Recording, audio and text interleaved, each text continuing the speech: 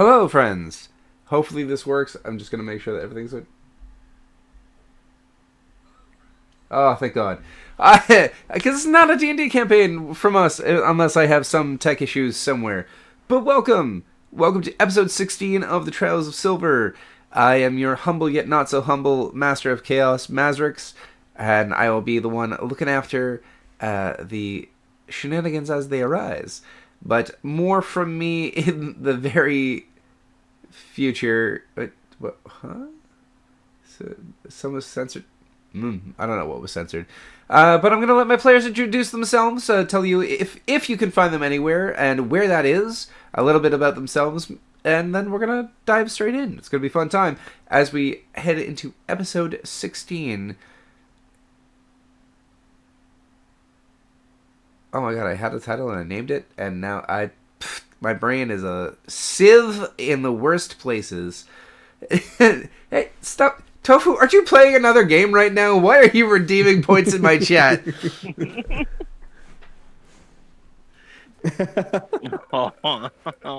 That's, look, that command makes me the most uncomfortable in the world because it makes me all blushy and red, and they know it, so they spam it. And anyways, let's have my players say something, and it'll be a good time. Let's start with a returning character, and then we'll head into our newer characters, and then we'll go back to me. So, Lewis, tell us a little bit about you. Hi, I'm Lewis. I'm the human fighter. I am the definition of white bread, and I am here for a good time. And Lewis is a bit on the chaotic side, but tries to be okay. I'm gonna pass it off to Alwyn. Hello, I'm playing. My name's John. I am Alwyn, a tiefling bard, and he's just happy to be here right now. We love it. We're here for it. I love it. And if that's all there is to say, we're going to pass it over to Zezotenel. Zizalthanel, I was so Uh, close. Hi, I'm playing Zizalthanel. He's also a tiefling bard. Um, yeah, but he's just looking for some good stories. That's why he joined up with the Platinum Horizons Guild, and is just he believes that people who are looking for something good will tell the best stories on the way. So yeah. It's a beautiful adage. And then back to me. So, hey, let's talk about the channel real quick. So, Maester Nord is a channel co-created by both me and Mama Kelek, my partner in crime and partner in many things. Let's see. This week, tomorrow night, we have Gods and Goddesses streaming on this channel. Friday, I believe we have another game in the terms of. Oh my gosh. It is. Why, Brain Civ? Why do you do this to me? I can see all of the layouts. I know what the game is called. Why will you not give me the word? On the 12th, it's Gods and Goddesses. On the 14th, it's Blue Yonder. Thank you! Why Blue Yonder? I could literally see the layout and the video is playing in my head, and I'm like, read the words on the screen right in front of you, James. And no, I could not do that. So I appreciate you helping me out. So Wild Blue Yonder on Friday, and then I think that's it for the games for us this week. But I'm very excited for this one. And anyways, let's roll some dice and have some fun. Last time, it doesn't really matter when we come to the Trials of Silver because continuity is not always very important. Therefore, you'll have to watch the videos that are up if you'd like to catch the story of last time. But it was a fun session, so hey, go check it out. In the meantime,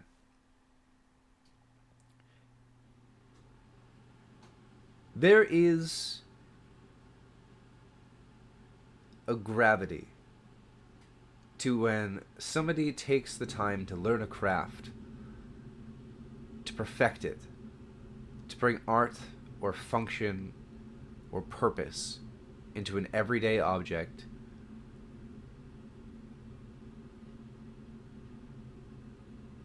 A blacksmith embodies all of these things.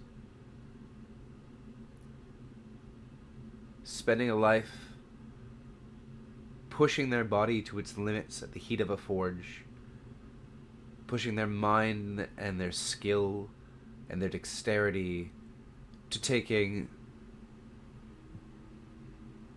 any amount of raw material or even constructed material and repurposing it until it is forged anew into the image that that blacksmith has in mind. There is a creed amongst blacksmiths in this world that a forge is always open to one of their kind. This has held very true for Lewis, our fighter, who has found a hearth that has homed him in a faraway city of Citadel from his hometown. And with it has come a tragic tale. A fellow blacksmith's wife, petrified, delivered as a statue in a box to the guild he has called home, the Silverknack Guild. And the rage in his heart at seeing this injustice led him to asking the leader of the Silverknack Guild for assistance. Thelen Overrock, the young, blonde-haired, straight-jaw-lined, fresh-faced leader of this brand-new guild, took it upon himself to dig into this mess. And today, Lewis, you receive a summons at the forge, saying, "I finally got a lead."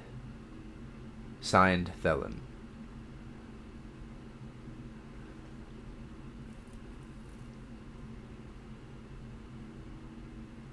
Well, Simon pulled through. I'm gonna put the sword, or I'm gonna put what I'm working with to the side, let it cool off, and I'm gonna put my hammer back into the anvil, and I'm gonna get my gear ready. Not much to say. This is the time for words. As you set it all down, you realize it's not a time for words. Even if it were, this forge has been empty for a day or two. Although the home belongs to someone else, for the last few days, it has belonged to you. Yeah. Theoretically. When you live in someone else's house and you house it, but part of you thinks it'll never come back, it's only not a good feeling. Don't know how else to tell it. Very true. But that being said, it is a brisk day in the early days of October, because I am not creative enough to have created a different system and I wanted to use ours. So it is early October, and this morning frost that had bitten on the grasses and ends of the branches of trees, flowers that had first begun to feel the chill of upcoming winter, have newly gained strength by the slightly warming sun as it has crusted further into the sky.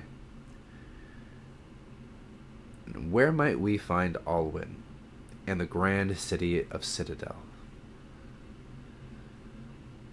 He's probably honestly still asleep from last night's revelry and debauchery at a pub or tavern, honestly. So he probably hasn't quite gotten up yet, and then the sun peeks through the window, and he kind of blinks. crap. Okay, and he just gets up. He's probably staying in an inn somewhere because he travels a lot. Um, no real roots of his own, honestly, but he prefers it that way. Um, and he wakes up. He wipes the sleep from his eyes. Oh, well, I wonder what grand adventure today will hold. And he goes to get dressed. Very simple start to his morning. Can you roll a quick charisma check for me? Just straight charisma. Straight charisma. That's a 13. It's 13. You hear, as you really get up and get dressed, with the sun having woken you up, a pair of groaning voices behind you. And you just hear the two voices go, "Oh, turn out the light." "No, seriously, I'm not ready for that to be that bright." And the two gentlemen in the bed behind you are waking up from said debauchery and revelry, and Yes. as they are looking across the room, they go, wait a second. Did we... I think we... Coffee? Coffee sounds good. He is going to do as they say, and I don't know if there's like a curtain or a drape or anything over the window. If there is, he's going to pull it closed and just... Coffee, you say? I could go for some coffee. And just, he's ready to go. And But they lock in step, buckle what needs to be buckled, ruffle what needs to be ruffled. The taller, deep-voiced one with a bit of a barrel chest ruffles the smaller one's hair and gets it to sort of stand on its greasy edges in a very appealing way as he retightens a braid of long hair behind his back. And then they look to you and say, "Do you know a place?" I don't know, but I'm sure I could find one. "Well, lead on." He gingerly walks out the door with them behind him. And yeah, he's gonna go see if he can find a place to have breakfast. That's not the inn/tavern that they were at. For sure. And as you exit the inn, the thing that you need to know, or one of the main things you need to know about Citadel, is that it's divided into 3 rings. There is the lower ring, populated by exactly the type that you'd think would populate it, full of itself debauchery, thievery, and those struggling to afford anything else. It is, as they might say, a wretched den of thievery and villainy, but a few good souls attempting to make their way as they also deal with the day-to-day grind, living copper to copper, so to speak. There is the middle ring, populated by the slightly affluent, and those of that ilk. And then there is the upper ring. And the upper ring is for the elite. It is where you'd find the majority of the guilds of the city, those major players who keep the guilds and the city running, as well as the home of the Theocratic Council, the true overlords of the city. This inn that you've found yourself in is an inn in the lower ring. That tracks. As you leave the front doors, you immediately step into a open circle, open air marketplace filled with stalls of various people and merchants trying to hawk their wares. Literally 5 feet to the right of you, you see a fairly scrawny, destitute man sitting next to an open fire pit, roasting what seems to be rats on a stick.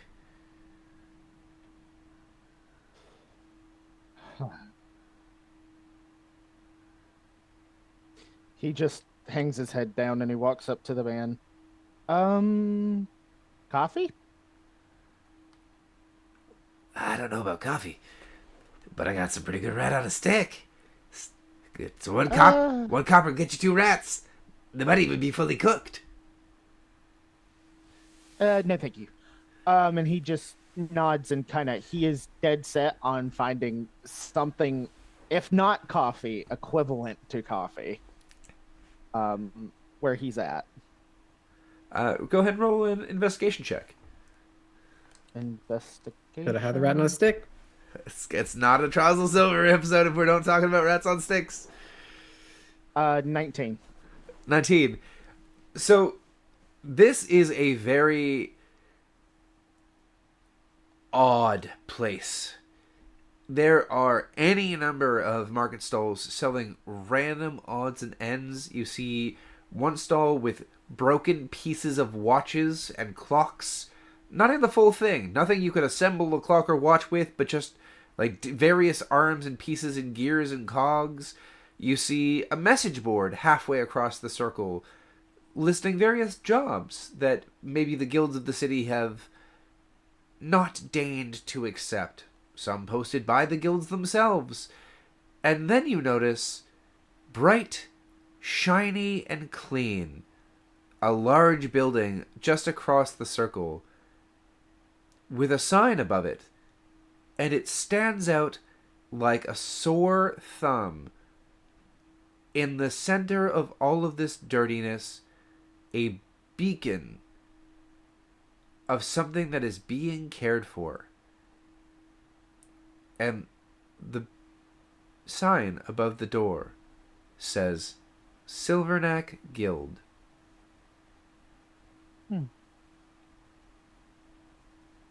He's gonna go walk over there and see what it's about. As you approach, you get closer and you begin to see a towering, nearly 7-foot figure with pale skin standing at the door, arms crossed, a very detached but piercing gaze on the face.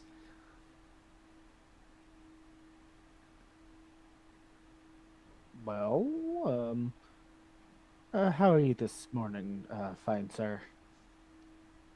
Kind of looking up at him. I'm doing all right. Thanks for asking.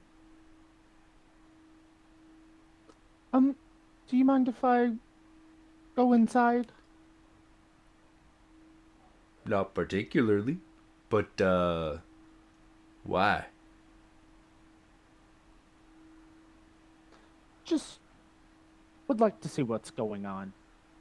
I've been here off and on for a while. I haven't noticed this building before. Yeah, I suppose that's all right. Got business with the guild? I mean, I could. Sounds good to me.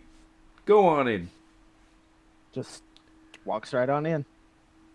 Kind of looking around, taking stock of what the building looks like on the inside now that he's inside it. As you walk in, you see a sort of large open foyer, very clean, nice rugs spread out for the majority of the room. In the center of it, 2 love seats sort of nestled, one with its back to you, one across a coffee table facing you with sort of couch on the left. To the right, along the wall, there's a set of stairs leading up to a second floor, but set beneath it, rather than it being a full set of stairs, the stairs seem to sort of be cut away, and there seems to be a bar inset against the wall. Fully stocked. Someone behind the bar? Not currently. Well, he ain't walking over there. He's a guest. He has some manners. Sorry, He's just like, that's okay. such an unintentional roast against every other character that's played this game, and you have no idea. Yeah. Sorry. He's gonna look at the bar and he will think about it for a minute, and then he looks at his non-existent pocket watch and or wrist watch, and it's like, it's too early. And he's just gonna sit very respectfully on the couch and just pick up one of the books and start reading it. Perfect. And then we'll turn the lens a little bit, as it were, to Thelen, where he, upstairs in his office, is having a conversation with a very reputable member of a separate guild.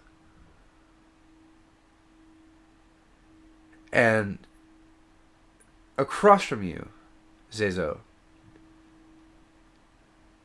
you see sitting behind his desk wearing a brightly polished suit of silver armor, the likes of which has never seen a day of battle.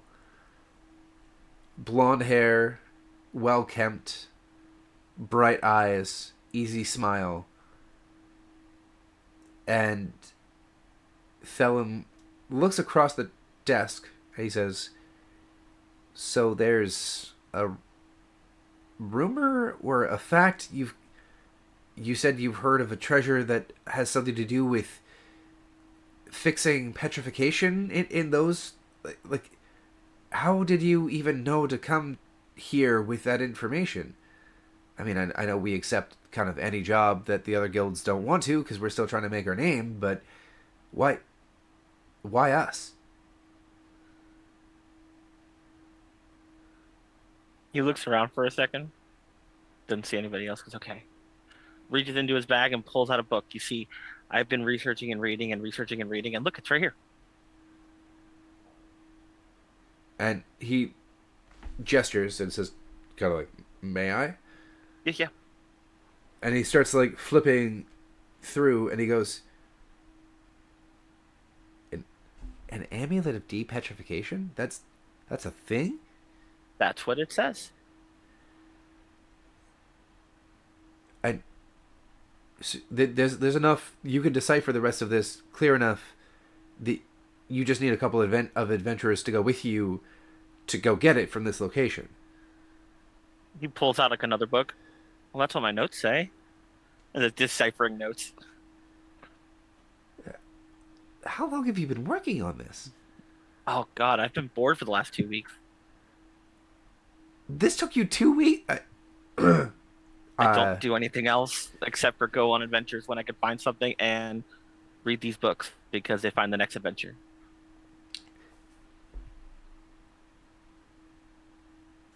Well, you're an adventurer. Clearly. I mean, I also put a loot, see? And he pulls out his loot. Do. And a musician. Very impressive. I don't know what the two have to do together, but I'm very proud of you for having both skills. Because people like to hear stories and they usually with music. And then other people tell stories usually with music, so then I have to learn it, so I learn the story. You know what? You make a good point. Look, you're clearly a smart person, and therefore, you didn't come to me with all of this information for free, clearly. Oh, no. I came, let's see, for the adventure, the story, and you may or may not owe my guild something.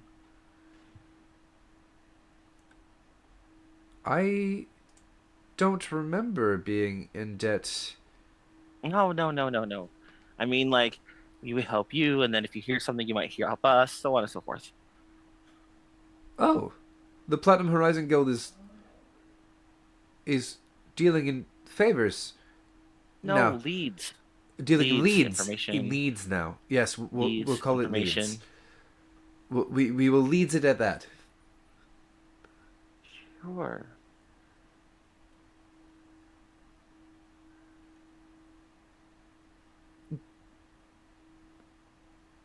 He kind of like coughs awkwardly, and then goes, "Well, sir, it is Sir Zezo." Basil.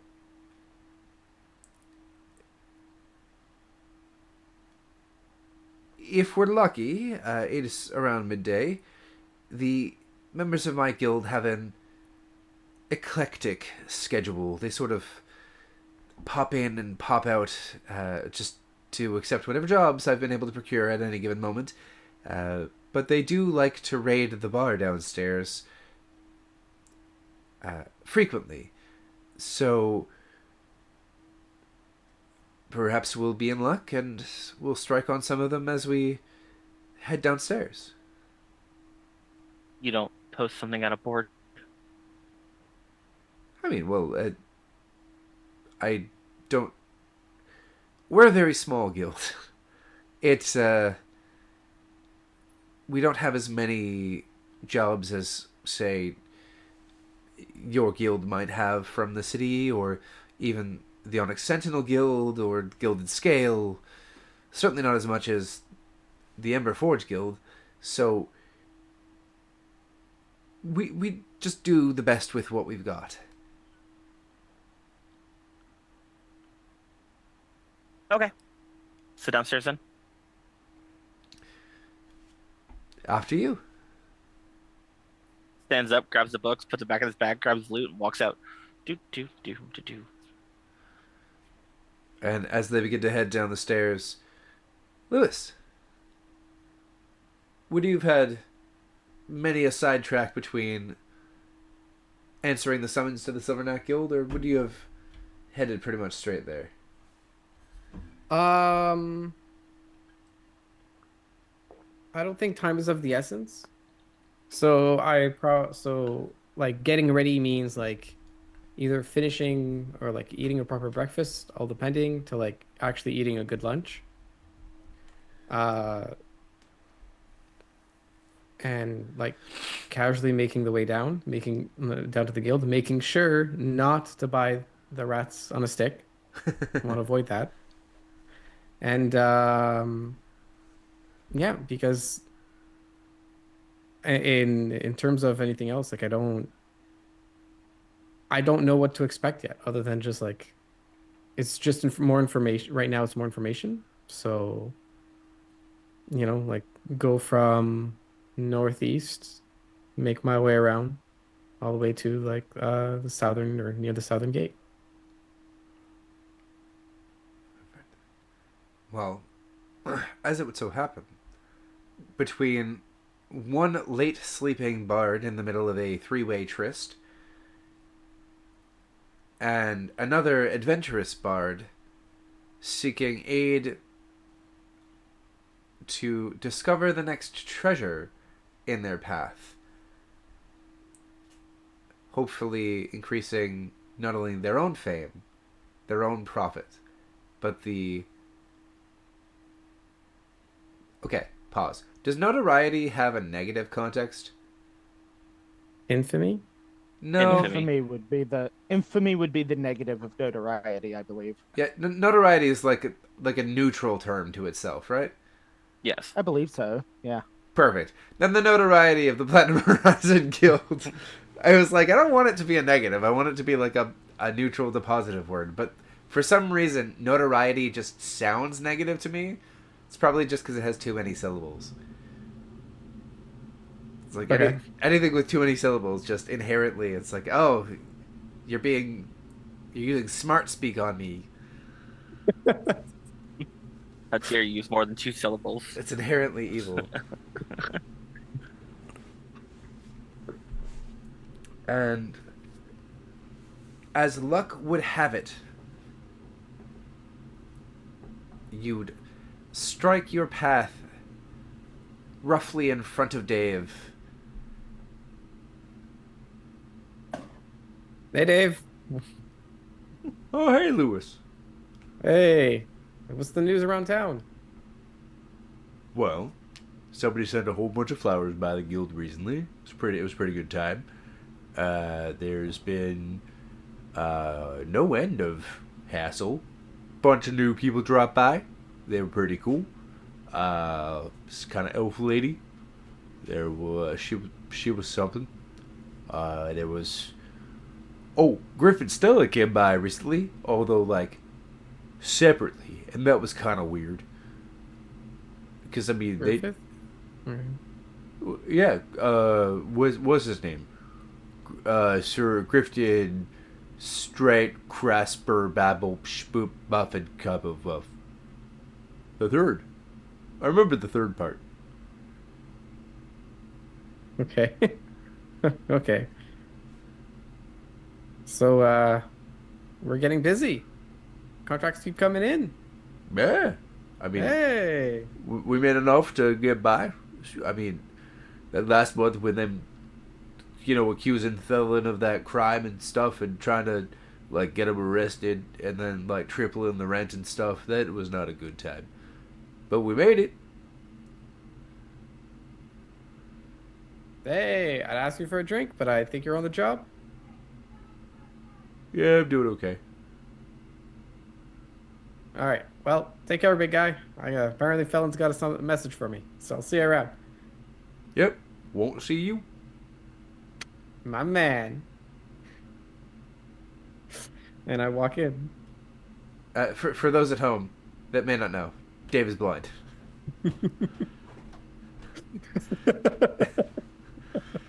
He's a 7 foot tall, bumbling Goliath, and he is blind as a bat. You just made me have my flabbers gasted with that.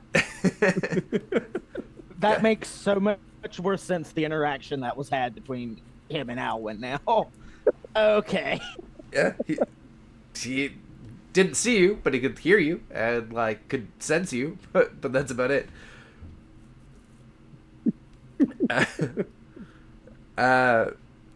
You enter the guild, and in front of you is a... Owen, why don't you describe yourself for the people at home? Because we haven't had you describe what you look like. Yeah, he is an infernal tiefling, so he's got the bright red skin. He has little short horns. His horns aren't super big and kind of messy brown hair. He, for lack of a better explanation of the outfit, he's dressed like Aladdin. Like that similar kind of like I can't remember what the technical name of the pants are called, and he has like one of those like sleeveless little vests over him. He's very comfortable and cozy looking, curled up reading a book, waiting on something to happen because he doesn't know where he is. He just walked in here out of curiosity. He's about 5'10", 5'11", so not the super tallest tiefling in the world. And yeah, he's just cozy on the couch with the book and didn't touch the liquor cabinet. So all of you should be very proud of him. We are very proud. But yeah, that's what Alwyn looks like. And as you have entered seeing this individual, at the same time, you see another one descending the stairs, being followed by Thelen. And how would we describe your character? So Sazel is not super tall. Blue skin, or bluish gray skin, blue black hair that's kind of shoulder length almost, with curled horns behind his ears. And he's a little bit well dressed, but it's like a weird travel jacket that for some reason looks like a lounge coat. But it's also in that blue black style, and with a shoulder bag that's carrying books and a lute in on a strap on his back. He's just seemingly relaxed, small earrings on both ears, just kind of dangling. So a fighter and two tieflings walk into a bar. No, yeah, I don't. I'm not going to follow up on any sort of joke about that. But Thelen walks down, and as he sort of crests that step where he can see into the lounge area of the guild. Ah, Lewis! Did you bring another friend? Nope, the cat was already here.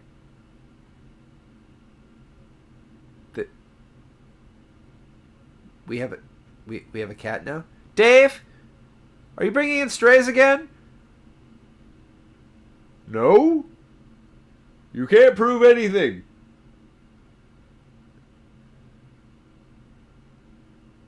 I mean, all right, Dave. Just I can't keep feeding them. I'm gonna make my way up to the bar and pour myself a drink while he's got an existential crisis. He's like, "Are we a guild or a pet service? I'm starting to run out of the." I'm like, "What is this?" But then he fully descends and he goes straight up to you, Alwyn, and he holds out a hand, and it's the same description. You see a young, very handsome human in a brightly polished silver set of armor approach you, open-handed, big, gleaming grin. Just a very polished and fancy-looking individual, not the type that you're used to seeing in the lower ring. And he holds out a hand. He goes, "Hey, it's nice to meet you. I'm Felin Overk, master of the Silverknight Guild." Alwyn just kind of closes the book and sets it down and sits up from where he's at and shakes his hand. Pleasure to meet you. I'm Alwyn. Oh, I gotta say, and he turns to Lewis. There's been a lot of tieflings coming around recently. I think it's kind of cool. They're all kind of cool. Did he greet you yet? Did he greet you? No, I don't think that's. I mean, it's nice when Soro does it, and to me, and it's obviously nice when Zavara does it to me, but I don't. I insight check his body language For sure. and like what kind of like what is this? 19. Perfect. So you see a very sort of like abashed body language, kind of like he's almost shyly answering Lewis. So amongst tieflings, they have an acknowledgement where what they'll do is they'll sort of take a thumb and they'll run it along the ridges of their horn, and it's sort of like I see you tiefling to tiefling. And it's a very like personal acknowledgement and greeting amongst tiefling kind. So he is a tiefling. Felin is a human. That is okay. That's why I was confused. But okay. He wants the tiefling greeting. Okay. Yeah, clearly. That's why I was like, okay. I would say he like wants it, but he feels flattered that several have greeted him using it. Mm-hmm. It's like it's like an honorific. It's kind of like it's like an I see you acknowledgement. Normally reserved for other tieflings, but if you use it outside of the culture, then that's your right to do so. You know, it's just like if say a dwarf came up to you and was kind of like, hey tiefling, look at me, what am I doing? Like that, you'd want to fucking bitch slap him. Like it's like a cultural thing, you know, like. Yep. Gotcha. Pat's dying of laughter over there. But so Thelen's sort of abashed, and he goes, "No, it's fine. I shake hands. That's how I say hi, Lewis. Like, come on." I'm just teasing. And then he kind of looks at you and says, "Oh, did you get my message, or did you just happen to stop by? I can fill you in. Actually, Zazel could also fill you in. This is who I wanted you to meet." Want some mail? Oh, no. No. All right. No. Well, I think you got a story to tell me by the sound of it. Want to come by regardless? Okay. And he walks over and just sits down at the bar. Okay. Thelen reminds Lewis, there's also the hot chocolate machine right on the corner of the bar. You can always offer a hot chocolate. We have hot chocolate? Yeah? I'm gonna like scooch my way to like the other end of the bar, apparently, to like the hot chocolate machine. Do you want some too, or You have mead? Absolutely. Hey, there we go. I don't know which cask though. Sorry. I just not that one. Not that one.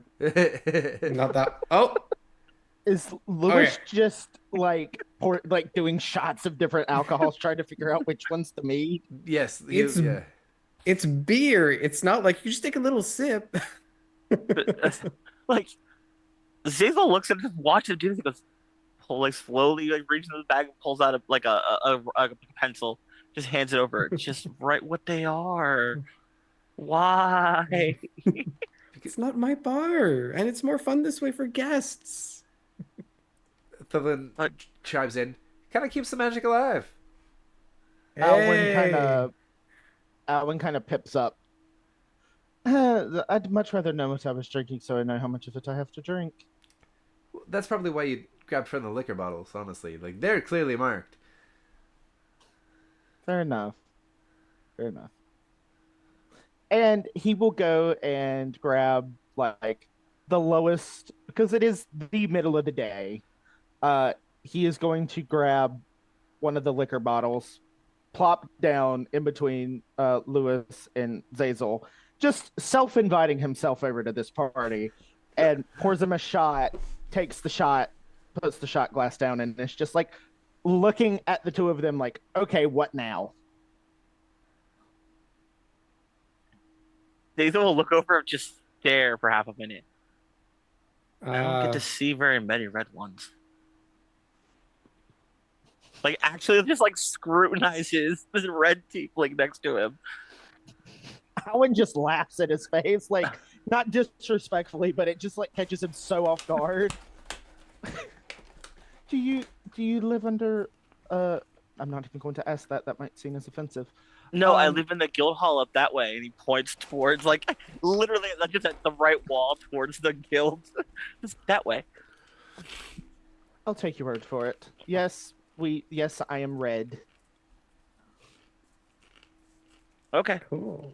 And he pulls out two. He gets the meat and takes a drink from it, and then pulls out the two books that he was telling Dylan about, and just plops them on the table, opens them So, to the right pages, and goes, sorry, Zaz, Zazel. Zazel, sorry. And you are my friend. You could call me your friend. That works. He I smiles, need, and I then need, I need a name. Sorry. he smiles at that and sticks his hands out to Lewis and goes, "Alwyn." Alwyn. All right, Alwyn and Zazel. All Yes. right. My name's Lewis. I'm part of this guild. Uh, comes with drinks. So, why don't you guys sign up? Oh, because I'm with the Platinum Horizons Guild. Ah, you can come over. We'll take good care of you. No. All right. Well, I tried. So, you got this book. You got these notes. Okay, look, so there's this book and these notes. He points at a book with just like, old script and then a book with just scribbles. It is like notes. Like you can tell it's just somebody who's like furiously was writing, may or may not have been looking all the time. So uh there's this amulet of petrification that's well it's all there. He just flies him over and then goes back to Um, his mead. okay. Reading might not be my strong suit. So, Can you roll a quick Arcana it check for me, Lewis? means that, uh, sorry, what does it mean? Uh, What's this amulet? could you roll a quick Arcana check for me? Yeah.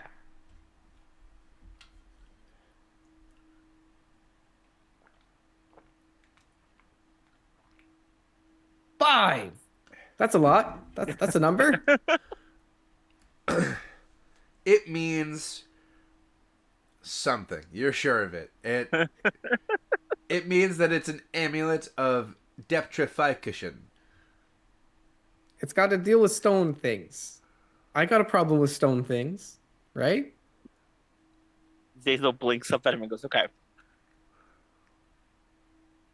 Okay, so there's all these stories about people who get turned to stone for one reason or another. Sometimes because they got cursed, sometimes because something made them turn to stone. Or maybe some god got really angry and said stone, and then it happened, and that was it. Okay? You're with me. Follow you. Yeah. Cool. That's called petrification. This Yeah. am this amulet fixes that. Depetrification. Oh, Thelen chimes in. now I'm If you- really interested in that. If you're stoned, it makes you unstoned. Oh, By a literal in a literal sense. the, the the amulet of getting sober. I don't like this. Um. Okay, so you got an amulet. It can turn people back from stone back to flesh. Yes. Cool. And I don't know where to go from here other than like, hey, I want to get it now. How do I do that? Oh, well, he turns the page. We follow the map. Kind of. There's some clues on this thing. But map-ish. Map-ish. If you were to come with, could That's you the read plan. the map? That's the plan. Hey, okay. I'm on an adventure. And we are paying you. It's a mutual benefit kind of thing. So I get the amulet, and you get. I might get stuff, and I get a good story, and maybe at a later date information or something from you guys. Information at a later date. Okay. Um, Look, I'm up for interesting things with interesting stories. That is my thing that it's what I'm decent at, okay? And he pulls out like 3 books and just goes like, see, story, story, story. Things I hear about, things I've seen, so on and so forth. This is what I do. And I've just spent the last 2 weeks deciphering this. Lewis, I think that's awesome, my dude. Lewis, can I talk to you for a second? Quick guild huddle. Sure. All right. Sorry, excuse me. I forgot which one's the me, but you can figure it out. It's this one in front of me. It's okay. And he kind of like Thelen gestures you over, and if you'd let him, he probably like would like drape his arm around your shoulders and kind of like get close and go. Yeah. So he's interested in like weird things, right? Didn't you all find that weird like dragon scale thing? But like, Yeah. but like, Um, there haven't been dragons. Like dragons are just a story. Like they're hang not on, real. hang on. First, we get the amulet. We try to save Jen. And then, if I got a good feeling after working with them, yeah, we can ask him.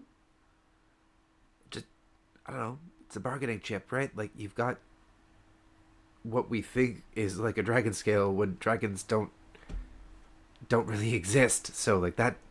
Anyways, it's food for thought. I thought I'd bring that up. We're getting the amulet regardless. Or at least we can test it out on the actual dead, living subject. Dragon scale can come later. Yeah, that's true. Okay. Anyways, just in case something happens, you've got that in your back pocket. Yeah. Okay. Break. Well, while So- they're talking, Zaze will turn to Alwyn. So why are you here? I haven't seen this building before, so I just randomly walked in it, and clearly I'm going on an adventure, so I'm not going to complain. Oh, you're not part of this guild? No, actually, I am not. Are you part of any guild? No, I'm a dancer. This is where Lewis would chime in. Have you met Thelen? Clearly, there aren't many How I Met Your Mother fans in the audience. It's okay. I got it. No, I got it. It's been a while. Oh my Um, god, it's like the fourth reference. yeah, yeah. Um, Yeah, it's good. I am not partial to joining a guild. I could honestly take it or leave it. Um, However, we'll see how this goes and see if I like the people I'm with, and we'll see how it goes. Well, Lewis is one of our best representatives, so that's good. Oh, there you are. There you went. Yeah. So we'll see how it goes. Okay, we got a sweet package. There's the alcohol. There's free bed and board. You get to hang out with Dave. Good security. Just out of curiosity, is Dave okay? What do you mean? He just seemed to kind of let me in here without much thought. Well, are you causing a problem? Well, no, but it's So he's doing a good job. he just kind of cocked his head to the side as like horns kind of hit the table. He wasn't paying attention to how far he tilted his head, so you hear a clunk. Actually, Zazel leans in a little bit and goes, "It means people are scared of Dave and aren't gonna act up." And sits up normally and goes back to drinking his mead. But that kind of turning his head for a minute, that still didn't answer my question. Yeah, he's fine. Okay. Maybe it means you weren't a threat. Dave's really good at reading people. I mean, we haven't had a problem in the guild house other than, Felon literally just saying okay and being arrested, but like Dave can't do anything about that. Wait, what? Since when did okay become a dangerous word? Well, it was more. Oh, but It was more. You're kind of gonna be. It's a long story. Yeah, he was in the pokey. But anyways, that's a tale for another day. I'm really interested in this amulet. Do you know how long it's going to take us to go to it, go get it? Maybe. Depends on prep time and getting there and then getting back. And anything that has to get dead. Well, getting dead tends to be the shorter part of the most adventures, I think. So, all right. Well, I'm interested in leaving today, if it's possible. Back at the map. I'm like, Fallon, do you know if this is like a couple of days or this is less days? I don't know these landmarks. Felon kind of like walks back over and takes another peek at the map, and he goes, "Honestly, this is a very classical sort of X marks the spot kind of thing. I genuinely think that at least if I'm reading this right, maybe if you head west out of the city, you should be there right before nightfall." All right, so maybe like a 2-3 day thing. Okay, max. The question is, can you hit things? Generally, you should ask Felon. I hit a chair real good last time. It's what true. was it, a mimic? My feelings were hurt, so I might have reacted in a bad way. Did it start Maybe. laughing at you? Mimics can do that. Yes, maybe. I don't know. I don't think I've fought a mimic before. It's weird. I don't believe any member of the guild has met a mimic yet, actually. Can you imagine That's the mimic bedpost? Instead of, banging your toe in the middle of the night, it just actually eats it and you're like, "Oh my God." And you'll never know until the third toe. Zazel goes to drink his mead. I mean, there's always the mimic alcoholic bottle. That's just rude. It's worse than a party foul at that point. Felon narrows his eyes very suspiciously at the bar. On that note, shall we go? I'm good to go. I got my adventure stuff here. I got my sword. Yeah. Real quick, compensation on my part. I mean, we've got limited funds. Was there something in particular you were hoping for? We could discuss compensation upon your return. Let's do that then. See how it goes. Why Maybe not? we could find you a pair of dance shoes, fancy ones with glitter. I prefer to dance barefoot. It's easier to kick someone while you're dancing. Glittery nail polish. Glittery bracelets, like anklet bracelets. If we find some on our way out, okay, you can pick them up. It's fine.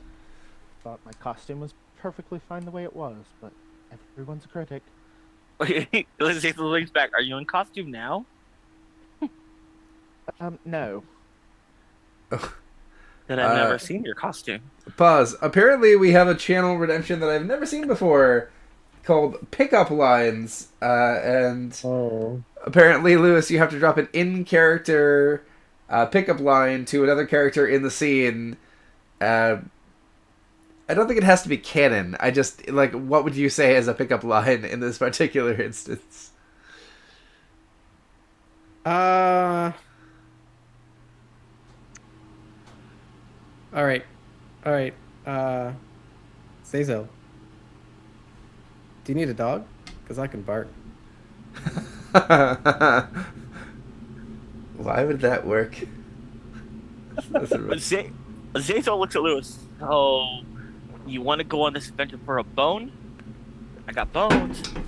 Ah, you should join this guild. You should. What a comeback! Woo! Woo! Alwyn in the background, who literally woke up in the middle of a three-way. From a three-way, is just looking at the two of them up and down, and without a moment's notice, is just going to stand up, push the chair under, as he is a guest for now, and just kind of start walking towards the door, and just as he walks out, waiting on the two of them outside the guild hall, giving them a moment of privacy. Except for Zazel Thelen, looks who's so- still right there. Zazel looks over at Lewis. I think he's whistling for you. Who's a good boy? No, that's Oh. I need a few more drinks before this starts. All right, let's me. get going. And when the brain fizzles. And that adventure is how we begin. And we set out on an adventure. And you want to know what? It's going to be a fun little thing. And because of that, we're going to set up. And I'm going to do that, giving us a break. So we're going to take a small break right here where my players can take a small rest before we get into the nitty and the gritty. And apparently the dirty, according to those flirtatious comments. But stay tuned. Stay posted. We'll be right with you. And yeah, we'll be right back. All those things. Pew. Bye-bye.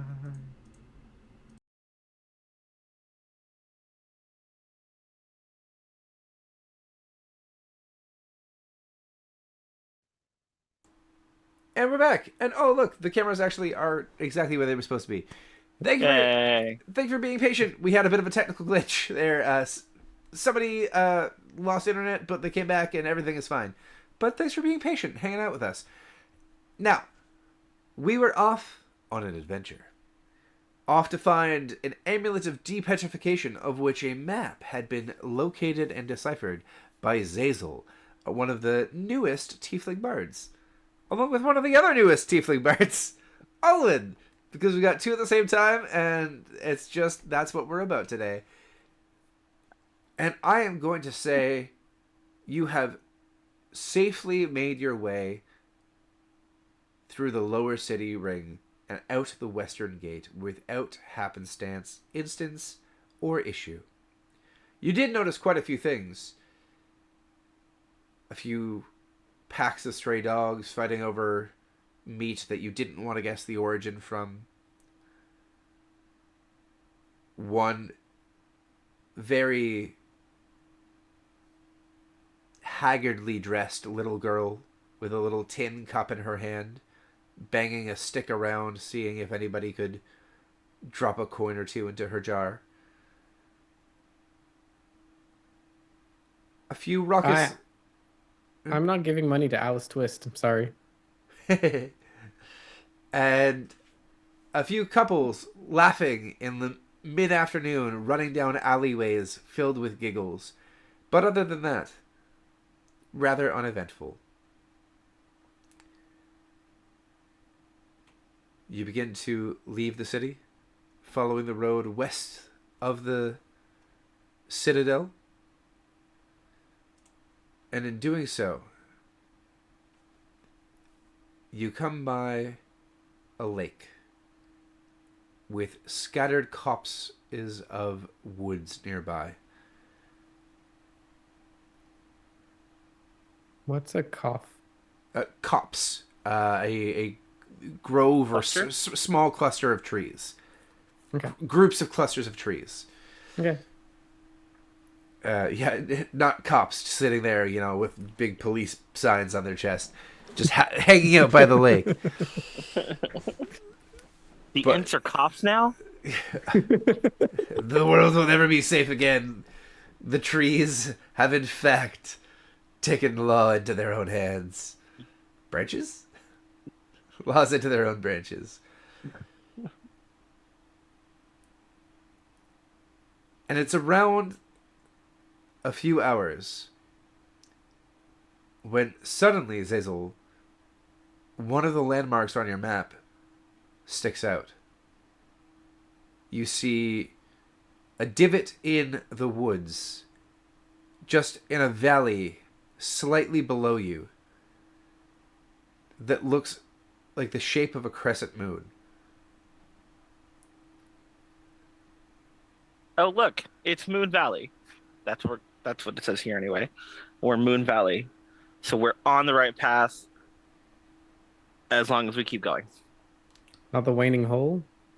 Should have went with that one. No, it's Moon Valley. See? He points out the book at him. Lewis, you know Dwarvish, right? I do. So as you're looking at this and Zazel's pointing it to you, there's a few etched runes in Dwarvish just below Moon Valley, and it says Waning Hole. Sure says Crescent. Yeah, it says that. Yeah, Moon Valley. Yeah, Moon Valley. Cool. So we got to go points in the right direction. Hopefully that way. So Alwyn, Crescent Moon, or Waiting Hole, or Moon Valley. Which one? Which one? I'm going to be honest. I don't care. I'm just ready to get there. No fun. No fun. If I was meant to be a tiebreaker, you got the wrong tiefling. Because that would be a tie fling.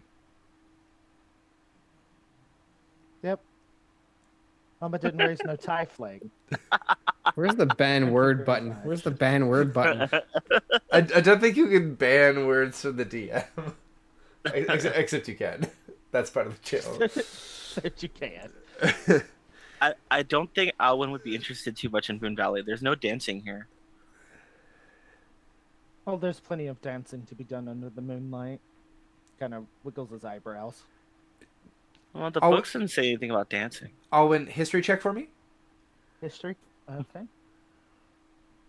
This thing is alphabetical, and I still can't ever find anything right away. That is a natural 20 plus 1. Heck yeah. Nice. So you are a tiebreaker, but you're keeping your mouth shut. Because the thing is, you have absolutely heard of this valley in a much different language. Mm-hmm. You have heard of this in its Sylvan name. And it's the Valley of the Dancing Moon. And you know that the Fae folk like to come here on certain evenings of the year and actually perform ritualistic dances in order to continue the cycle of the moon itself. Oh, glorious DM. Would this just so happen to be one of those occasions?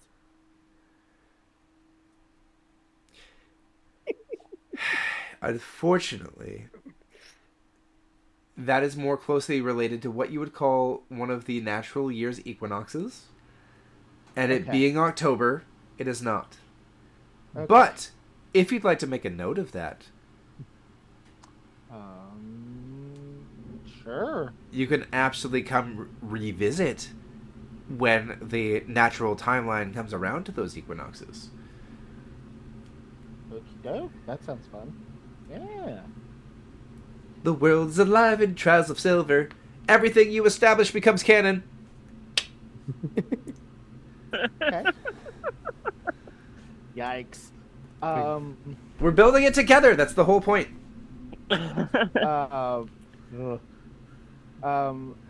Alwyn is going to just kind of look at the two of them and smile because he knows that the Fey name of the Sylvan name of the place, and he's just going to be like, I am not about to start an argument between the three of us over this. They're both right. And he just smirks and keeps walking. Seriously, no fun. He just cocks an eyebrow at Lewis and is just like, well, someone has to be the responsible one. What? What's responsibility? Obvious Me and- sarcasm.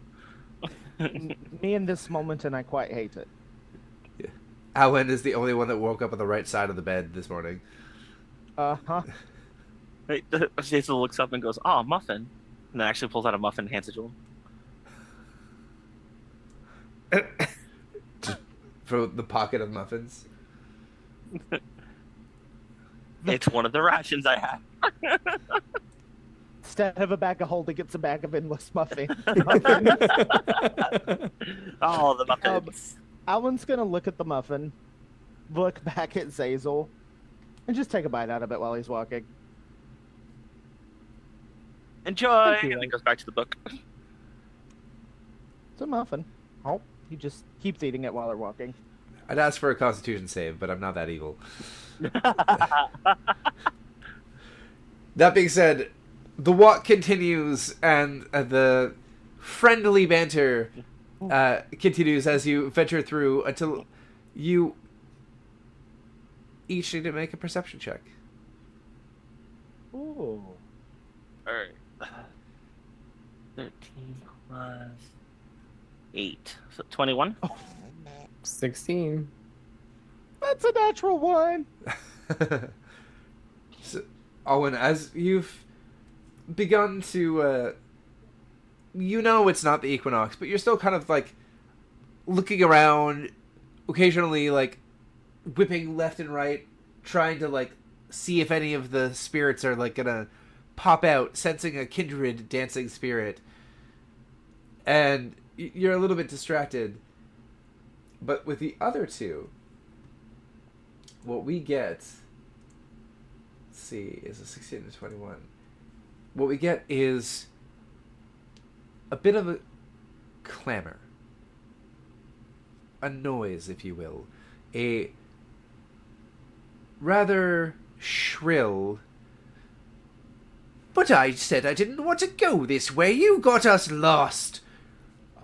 "I took us the way you directed, sir. I don't know what you're talking about." "Silence, both of you. We need to be quiet as we go this way.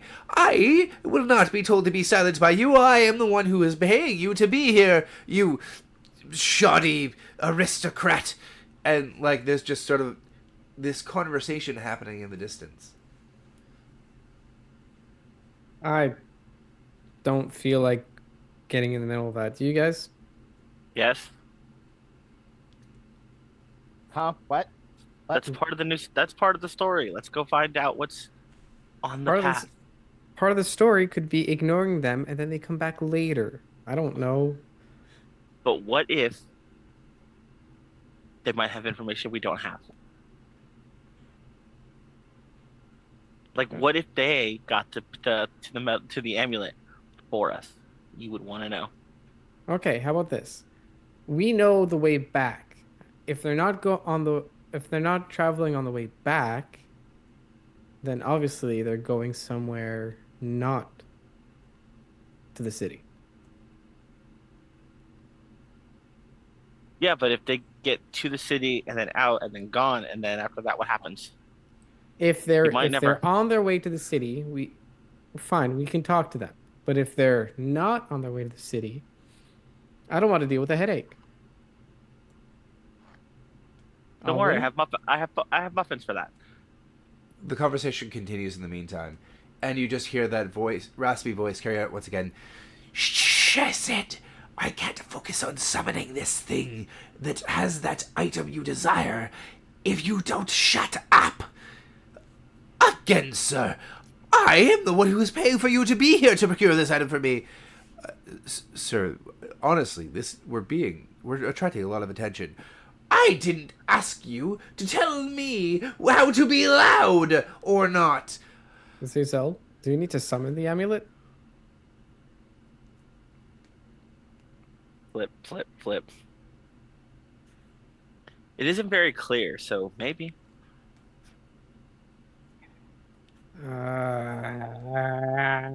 Fine. Let's go say hello. Here, how about I say hi? It'll make you feel better. Alwyn, at this point, watching the two of them be indecisive, has slowly backed away and was just going to go casually watch what was going on. While if there's anywhere he could kind of tuck behind a tree and just kind of do this number. Absolutely. So, what I'm going to do is I'm going to invite you to look at your map. Because I've just clicked start session. And for those people at home, I'm going to click us right on over to the map that they can see.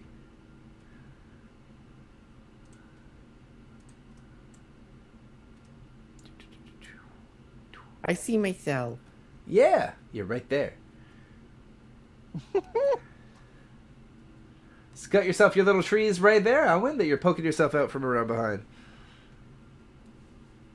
And if I'm looking at this right, there's nowhere he could move closer, right? Oh, you could probably move amongst the trees. Yeah, I think that's what I'm gonna do. I wouldn't call it a 100% like accurate zone of coverage, like versus like visual illustration versus what we have. So we're gonna stretch it with our imaginations a little bit. Yeah, I think he's gonna kind of just very quietly slip into the bushes, so to speak. All right, you want to? That would be a stealth check. Please and thank you. Well, gosh, it's like I've never used this before. Okay. Oops, go away. Please go away. Okay, guess it's not. That was so close. That's an 8. Oof. Okay. You rolled an 8. And then you. So where would you be moving yourself to? He would have like come down this way and then went like at an angle here, probably ending right there. So as you're moving further into the woods, the ground is mostly debris free, but you are being very careful. You're watching your step. You're trying to eavesdrop at the same time. You're sort of like listening in, watching them. You place your hand on the bark of one of the trees just to stabilize yourself, and as you take another step and you're paying attention to the conversation, you're hearing a particularly juicy tidbit. And the very fancily dressed one turns to the one in the full set of armor and goes, "Well, I only really brought you along because your mother said that you'd be of use." And then he goes, "I don't know why you're bringing my mother into this at all. I have my own well-established career." And he goes, "Well, that's not what she has said, and I have seen your work so far, and I am unimpressed." And then as you hear these words come across, your gas is flabbered once again, and your foot steps on a loose twig, and you just have a very audible and immediately, not the fancy dressed one, but the one in the armor's head turns, and he drops into a fighting stance and he says, "Who's there? Show yourself." Do we all hear that? Oh yeah, you're like Okay. 35 feet away. Okay, cool. So Zazel just closes his books, like, I'm gonna go say hi. Walks up and like, hold on, where's the map? Map. There it goes. Just walks up. Hi.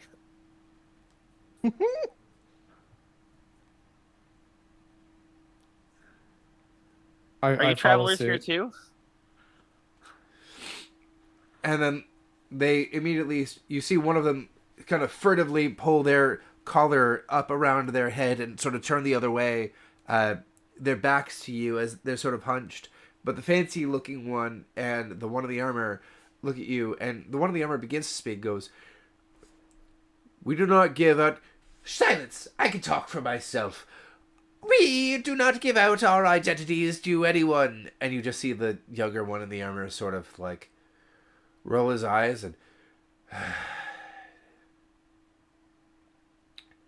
Zazel like tilts his head and looks at the guy in the armor.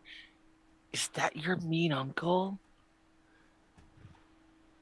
he kind of like looks back at you ever so briefly and just he doesn't nod, but you get an acquiescence, an aura of acquiescence, if you will. So Bit just far- nods. It's a bit far from the higher districts. What are you guys doing out here?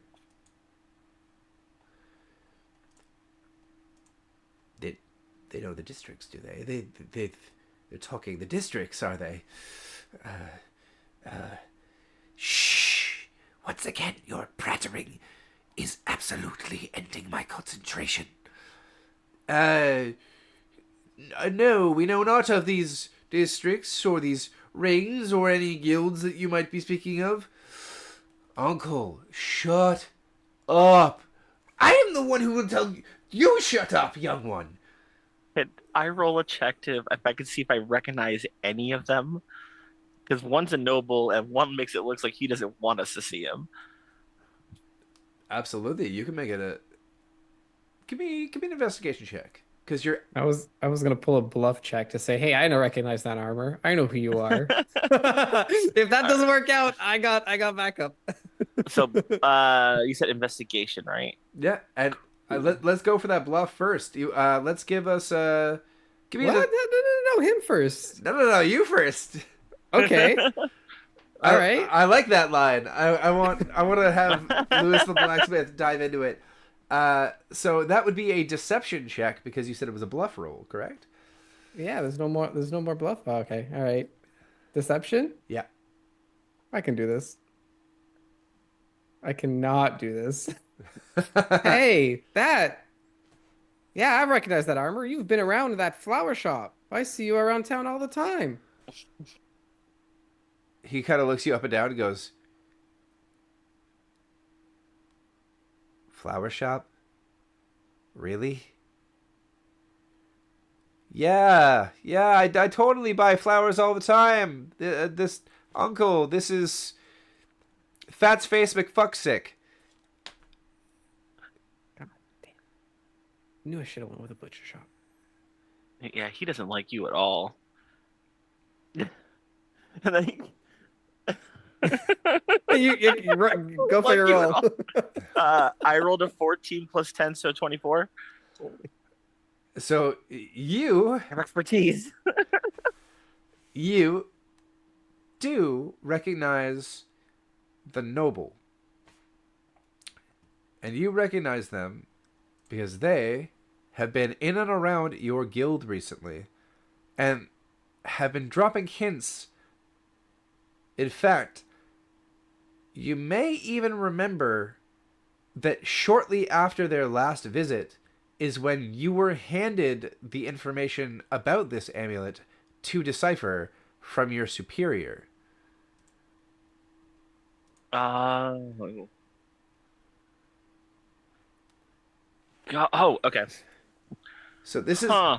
this is a lesser member, a lesser noble, and a member Hmm. of the Ivory Quill Guild, a guild whose specialty is knowledge, writing, finding documents, taking care of them, preserving them, and sometimes they even might be involved in a little bit of a secret correspondence, and this one seems to be selfishly taking some of the documents that they found and attempting to monopolize on it, probably for personal gain. Oh. He looks over at Lewis. Hey, hey, I recognize him. That's Lord Marcus. He comes in all the time. Ah, all right. Hey, Lord Marcus, how's it going? He It's a like nice evening, isn't it? he stiffens and bristles and he goes, there's no Lord Marcus here. No, it's my name is Lord Tarkus. Lord Tarkus died 20 years ago, Marcus. You know that. No, no, that was Lord Marcus. Clearly, you have your notes all in a tizzy. You should really see somebody from the Ivory Quill Guild to get your notes straight. Isn't that right, Marcus the Fourth? I mean, damn it, Tarkus the Fourth. And you just see the knight again, kind of like rubbing his eyes. He goes, and I'm the incompetent one. Yeah, no, great. Okay, so you know our identities.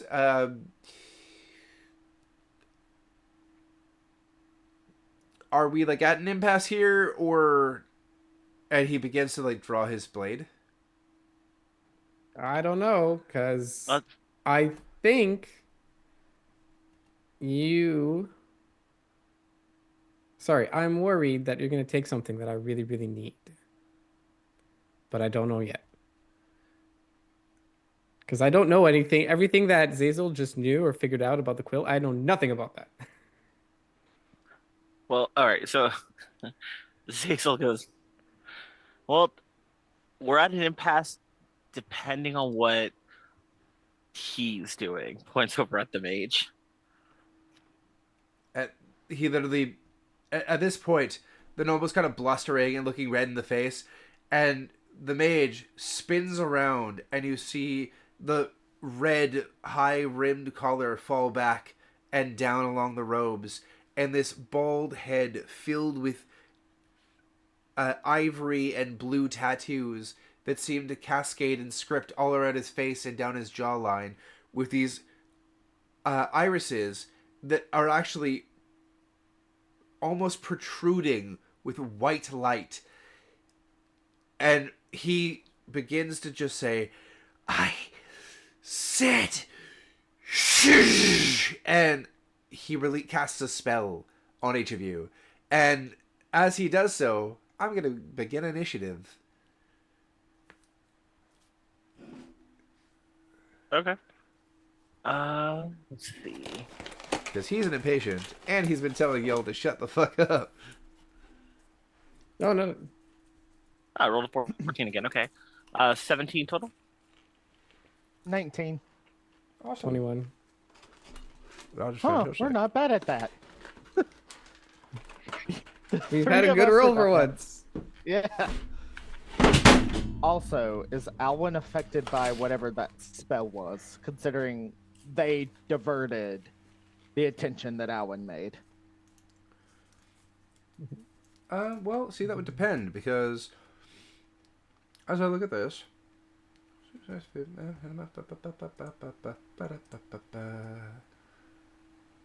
Hey. yes, We love. Okay. We love a good cone effect. A cone of ouchie. so I hope it's not ouchies. we had a 21 and a 19 And a 17. and a 17. Perfect. So Lewis 21, Elwyn 19. See, I am slightly old school in the sense that I still like to keep my initiative tracked on pen and paper, and not everything is digital for me. So 16, and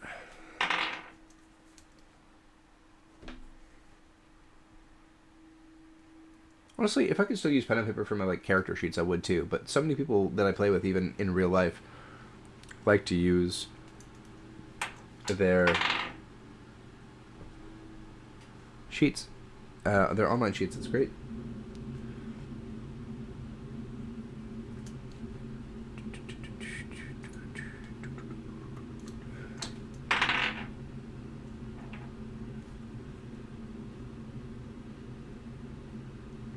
Okay, so 1, 2.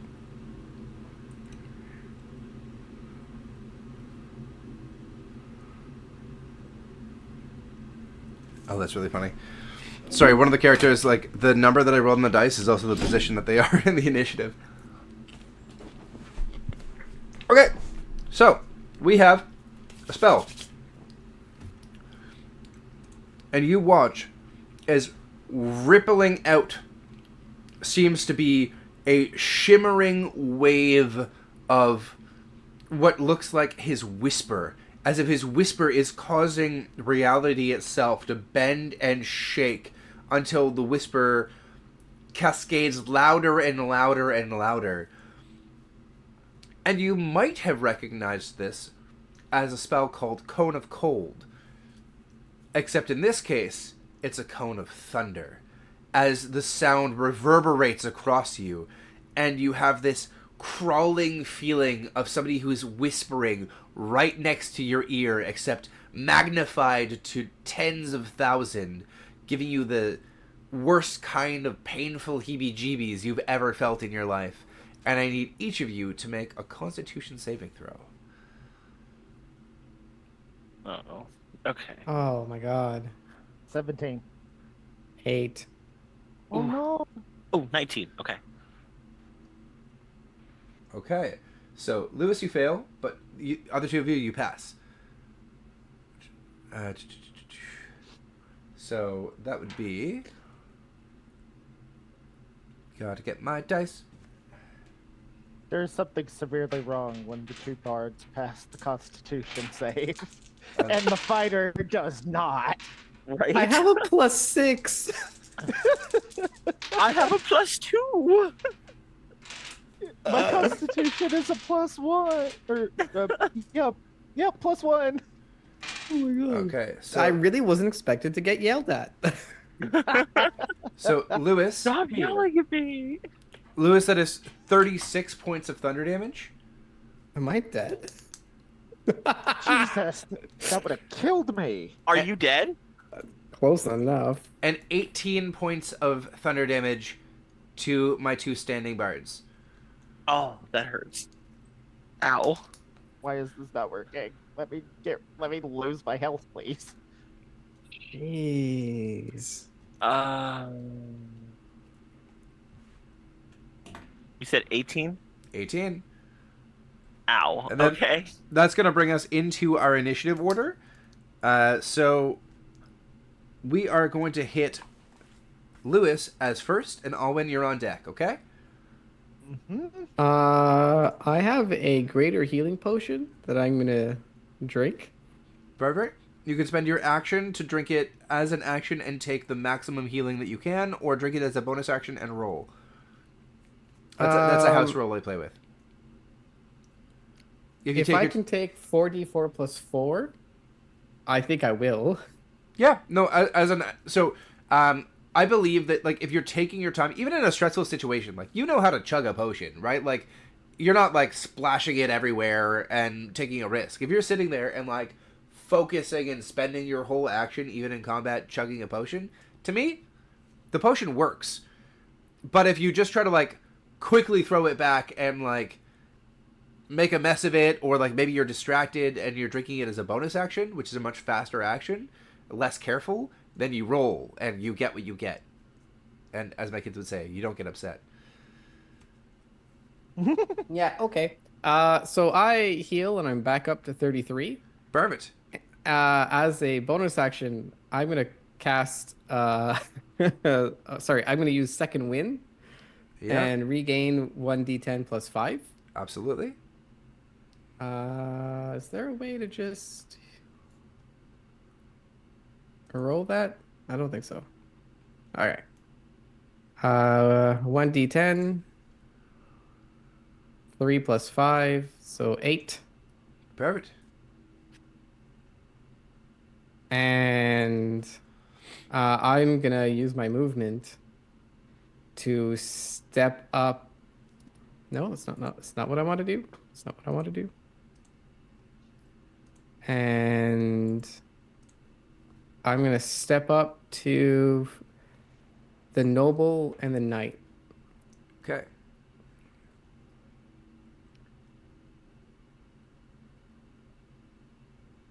I'm not saying any words. I'm just drawing the sword. I'm just like, and I just walk up. That's it. I'm done. As you do say, blah, blah, blah, blah, Lord Marcus kind of like, oh, please, Marcus, get in his way. Why is he in my face? Which means, oh, when it's your turn. Oh, okay, gotcha. Sorry. It's okay.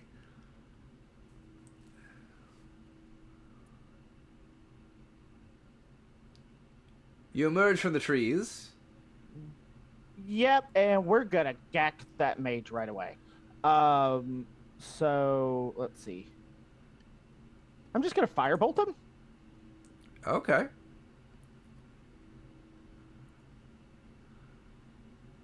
$25 to hit. That hits. All right. 6 points of damage. Absolutely. The firebolt. What does your firebolt look like? Is it just the average firebolt, or does it have a little spice? I imagine that he has somehow managed to transmutate the bolt to look like little dancing legs of fire. And he kind of, instead of going like pew, he goes and flicks it at somebody. And that's what I imagine his firebolt looks like. And so it's just two little dancing legs that just smack into him. So it's a Georgia chorus line of a firebolt? Correct. Absolutely. Amazing. And the mage is so distracted, having just released this cone of thunder, that as he's drawing his breath back, he doesn't expect these dancing little legs to come at him. And he breathes in, and the flames get licked up into his mouth and singe the skin around his face. And he's... Ew. Anything else? Okay. I don't think I have anything else. Yeah, no, not yet. That is okay. Then we'll spin over to the noble. After that, Zazel, you're on deck. And so the noble, who's been freaking out, he kind of like nervously pulls forth this absolutely thin, needle-looking rapier from his belt, and shaking, he goes, I don't need... And it begins to like thrust forward in a very unflattering way, because he is scared to heck.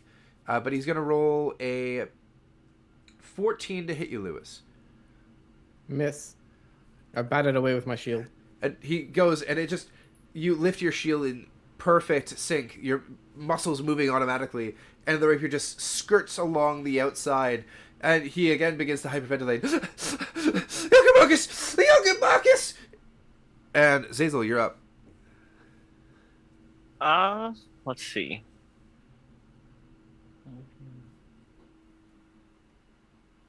Okay. I'm going to try something. I don't know if it's going to work, but I'm going to try it anyway. I am going to... Can I do this? Sure. I'm going to cast Hypnotic Pattern. Okay. Yeah. Zazel looks up at, like, at what's going on and just pulls out his lute and goes, huh. well, since they're not really paying attention, and then just starts strumming and then starts casting hypnotic pattern, right in line sight of the three of all three of them. So the mage, with his mouth singeing and burning, uh, his tongue begins to just lasciviously sail down his chin, and you, in a very serpentine fashion, licks the air in front of him, and he draws it up along his hand and splatters some water out as he counterspells your hypnotic pattern. Okay. Like he like finishes looking, he looks up and there's like nothing blinked. That can't be good. Gotcha. And he just goes, I'm just gonna walk over here, And the mage, stand over by this tree. with his mouth still burning, his tongue licks along the wounded edges, and he goes,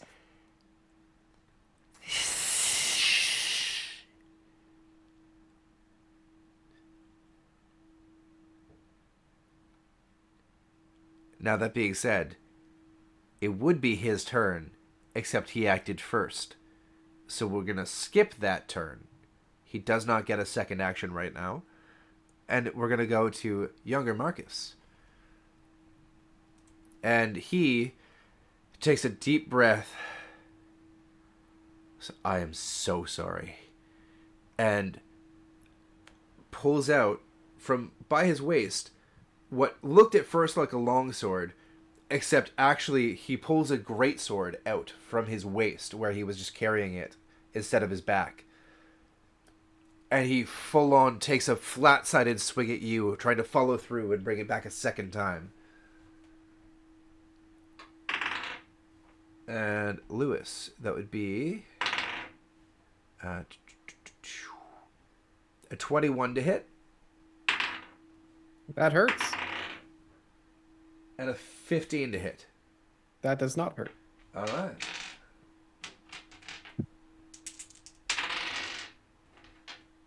That will be 8 points of slashing damage.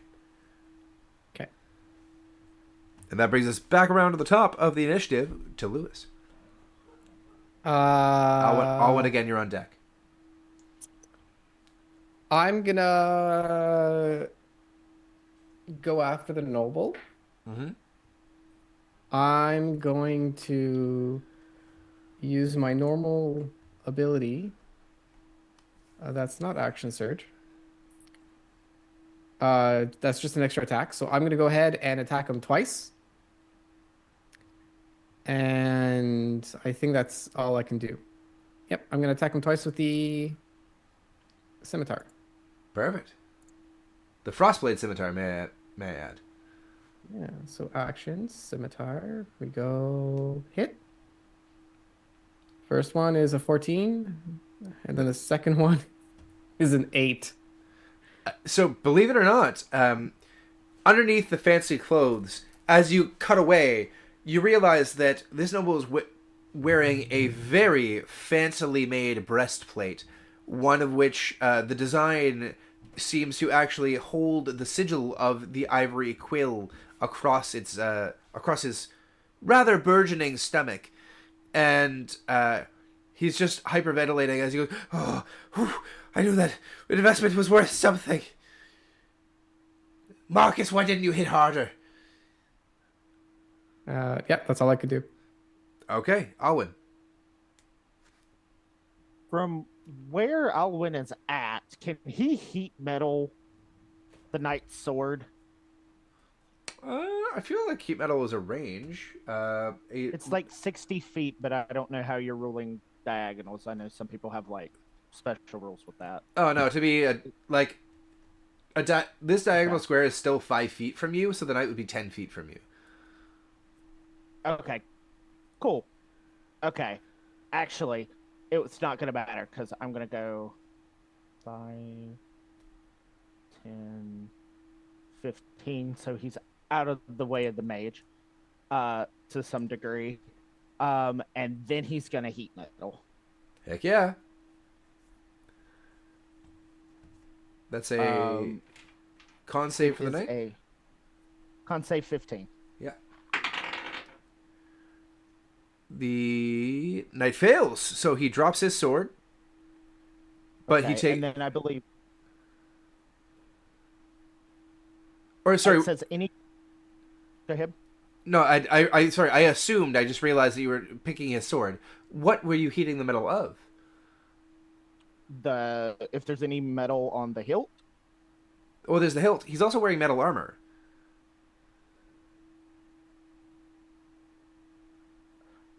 We're gonna get to that because the idea is just from what he's watching Lewis do is to buy Lewis time to knock the armor would be better. The armor would be better. Well, So, no, that's my fault. Yeah, no. if would he actually, drops a weapon, his threat for the next round is reduced by so much, right? Okay, yeah. Yeah, I'm gonna stick with it. He's gonna have him try to get him to drop the sword. Okay.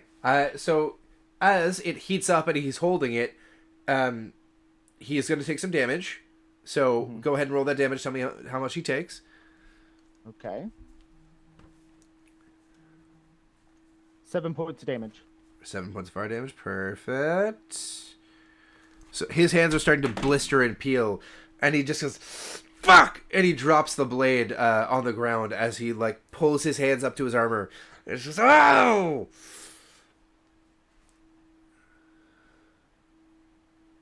Anything else? I don't. Nope. No. Nothing yet. Nothing yet. Okay. So then next would be the noble, and he takes another quick stab as he's trying to pierce Lewis as fast as he can. Oh, that was so close. So my dice that I love rolling was a gift from some people that I used to play with, and I still love this dice. But if you notice, it's got this beautiful sort of starry sky pattern on both the 1 and the 20. And so I have a hard time seeing the 1 on the 1, and for a second I was like, I crit! Failed. So this noble is once again ineffectual as he goes to take the rapier, but he's so nervous that he barely even just kind of like waving it in front of him instead of actually attacking. Zazel. So Zazel's like leaning against the tree, leaning behind the tree, watching this and going, you know what? Hey, Lord Marcus, and then he like scrunches and he goes, I had a channel point redemption just out there of drop it. 5,000 points on the noble. Make me drop my weapon item, which character... So, thanks to Tofu from home, this noble was so scared, he literally, as he's shaking and failing his attack on this crit fail, drops the rapier on the ground. Oh, they're surrendering. Perfect. So Zazel goes, hey, Lord Marcus, you know, my fighter's bigger than yours, and then he casts Enlarge on Lewis. How much does this affect your confidence, Lewis, as your stature increases? He had his great sword. Now I have my great sword. Yeah. He's large, advantage on strength checks and strength saving throws, and you do attacks with large weapons. Hooray. Sweet. I mean, if you wanted to give up, I mean... Instead of 1d6, it'll be 1d8. Or no. 2d6 or 1d8? Oh.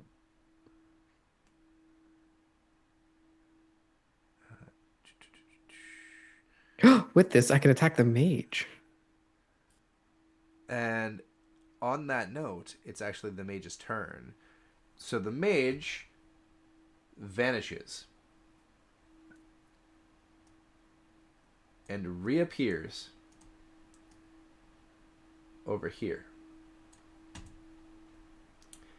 And Zazel, Yeah. you just feel along your back a trail of heat sailing towards you. as Okay. a firebolt comes sailing across with a 17 to hit.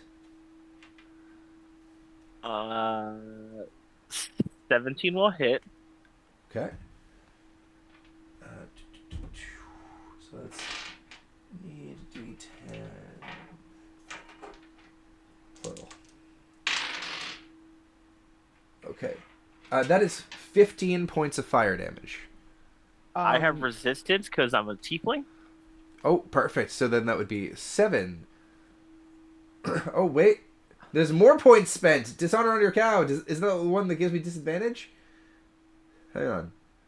Disadvantage on the Oh, let me re-roll that attack. Maybe I'm going to miss you instead of you taking any damage at all. Even better. Oh, yeah, that would be a 10 to hit instead. That does not hit. Tofu coming in clutch from Chet. Spending all those points. Tofu. Stella somewhere back in Citadel is just going, ta-da!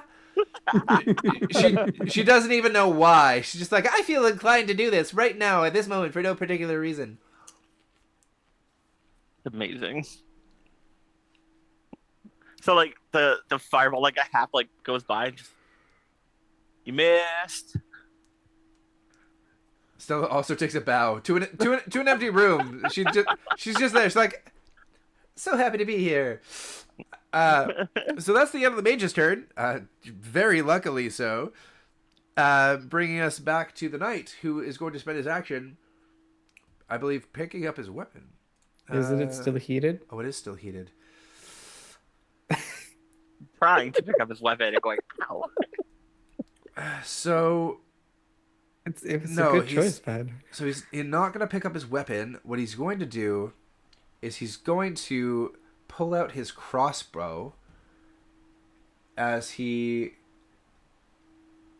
attempts to, with disadvantage, because Lewis is threatening him, attack Alduin. So, disadvantage... Shoot. I'm assuming an 8 will not hit Alwyn.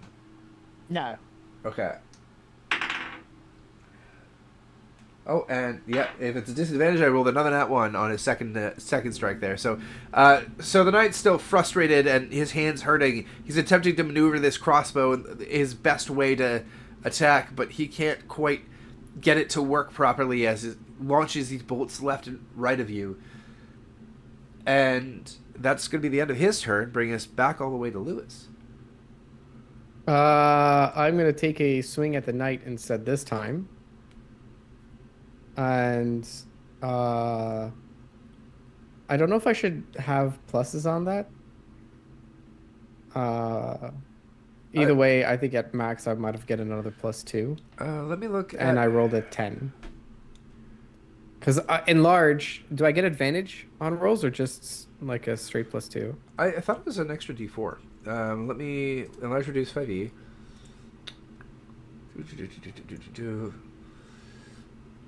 Target size doubles in all dimensions. Growth size.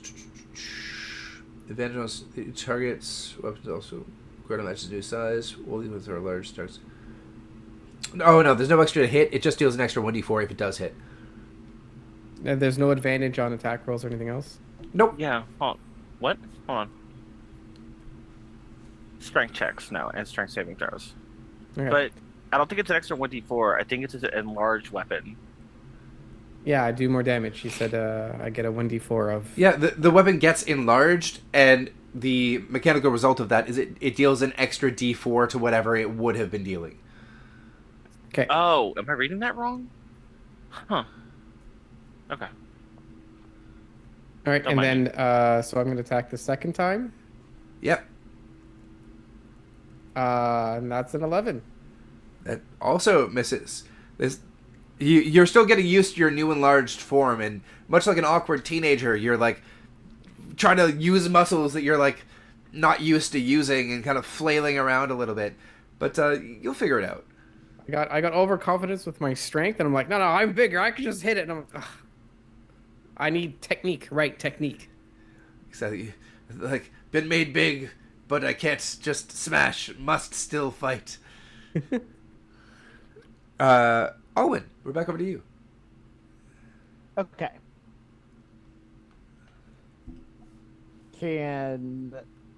So what exactly can and can't I do while holding concentration on the spell? You can cast other spells Yeah, that don't require concentration, I think. Yep. You can also like attack or move. Basically, Okey-dokey. just don't So cast that- another concentration spell, and you're fine. So, like Vicious Okay. Mockery is still an option, right? Yep. He's gonna stay right where he's at and uh yell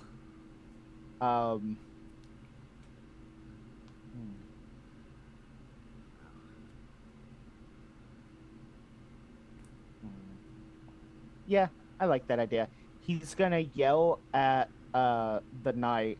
Nobody really ever loved you anyway. You're just around because they think you're useful, and once that's over, you're done. Vicious mockery. The savagery.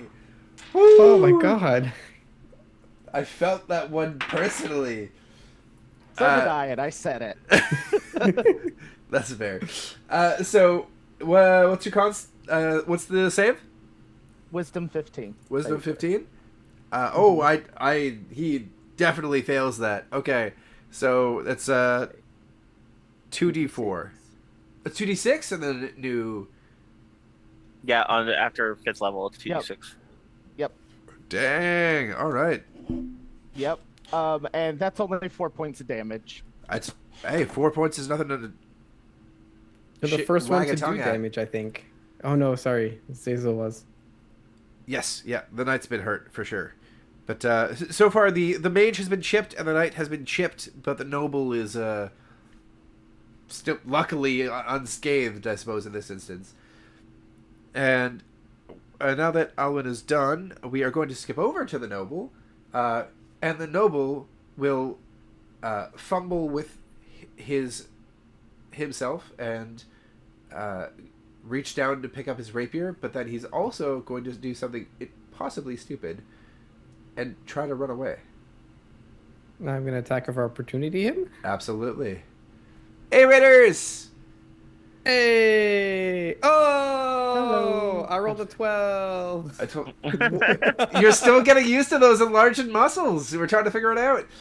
And Oh my god. as you go to fling once again, still thinking must smash instead of must use technique, the noble's breastplate catches just a bit of the sun and glints in a way that your enlarged frostbrand scimitar just skates across the back without actually doing any damage to this cowardly Lord Marcus.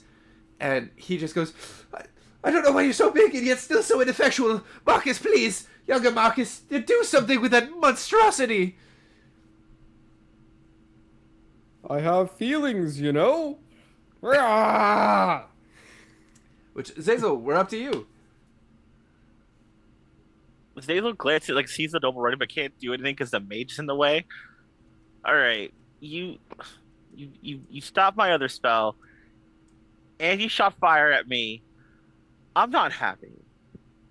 So that he like actually heavy metal strums his lute, and then he's going to cast where to go. Thunder Wave at level 2. Ooh. So con save, like just at the mage, and it's con save 16. Con save 16. And it's 3d8 on fail, half on pass. That was on the the mage that you targeted? The mage. Yep. Yeah, so that is a fail. Cool. So, let's see. So it's 6 plus 2 is 8 plus 1 more is 7, 15. So as this thunderous strumming comes across, you create this cacophony of sound, mimicking the first strike the mage took on you, amplifying its whisper in such a disastrous way. You've taken it upon yourself in a battle of the sounds to strike back at this horrible excuse for a human being. And you watch as it begins to writhe back and forth, And there's almost this moment where its furrowed brows sort of like come to a point, and then he goes, shh. Yeah. And you can tell he nearly lost concentration on something.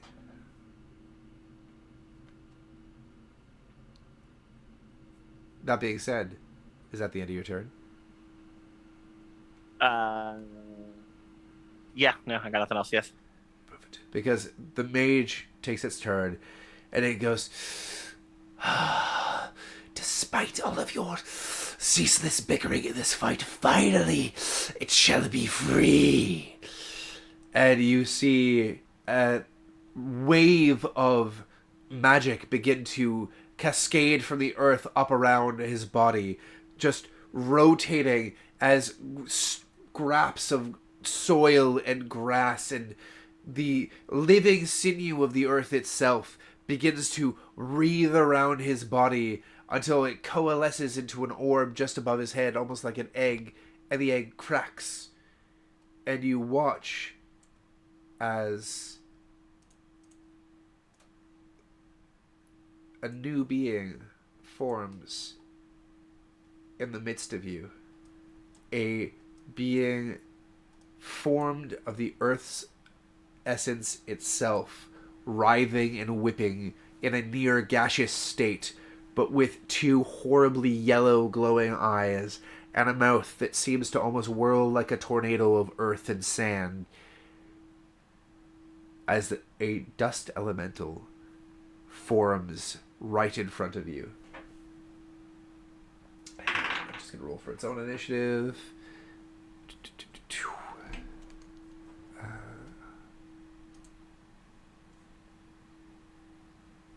Okay. I'm going to call it Dusty. Sorry. Dusty the Dust Elemental. Here we go. So we have a new opponent joining. And after the mage's turn, it's the knight's turn. And the knight is going to skirt around the enlarged form of Lewis to get right up in Alwyn's face. And he's going to take a gauntlet and try and smack you straight in the face. So he's taking an unarmed strike. That is a 18 to hit. Okay. Yeah, that hits. So you yes. I don't know if this actually works on myself using it on me for the first part. I have a reaction called Silvery Barbs. You magically distract the triggering creature and turn its momentary uncertainty into encouragement for another creature.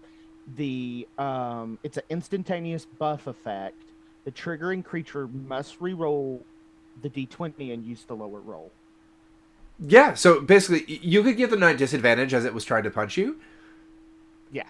Okay, so I will roll another dice and I'll pick the lower of the two. That is a 15 to hit. 15 does not hit. Well, there you go. And with the other half of Silvery Barbs, you get to confer advantage onto the next roll of an ally.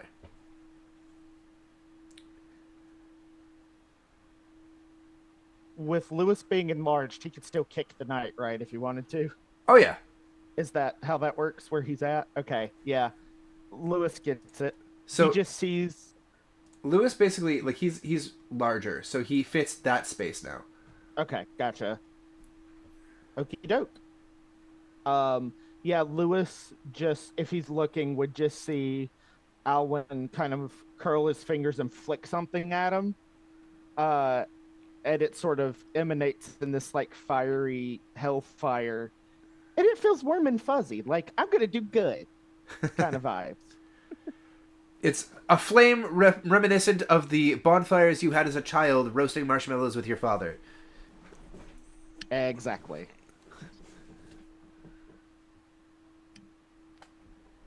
Okay, yeah. So I took that as my reaction. Beautiful. That's it. Okay, well that wastes the knight's turn, which is great. But then we have our new little friend. And our new little friend sees something large and possibly in charge. And what's rule number 1 that we all learned from terrible movies about what you do in prison? You find the biggest, baddest motherfucker and you go punch him straight in the face to show dominance. To the people at home, do not do that. Those head down. Those are time and leave. And leave. That's a terrible idea. Do not fight the biggest motherfucker. That is how you die. But this dust elemental thinks differently, and by I say thinks, I mean it doesn't think. But we are going to have it claw at you. So we've got... It's like a 19 to hit and then a 2 to hit. So 1 hits. Okay. And then that is going to be... 7 points of slashing damage. Okay. As its form seems to be almost mutable. And it sort of rips apart and lances of earth sort of rip across your armor. In response, Yes. I'm going to use reaction cutting words on the Dust Devil. Okay. I can expend 1 use of Bardic Inspiration to roll the die and subtract the number rolled from the creature's roll, reducing the damage. Perfect. Go ahead. So I roll a d8. Where did I put my d8? Did I put them back in? I did. Okay. There we go. Minus 5. Okay. So then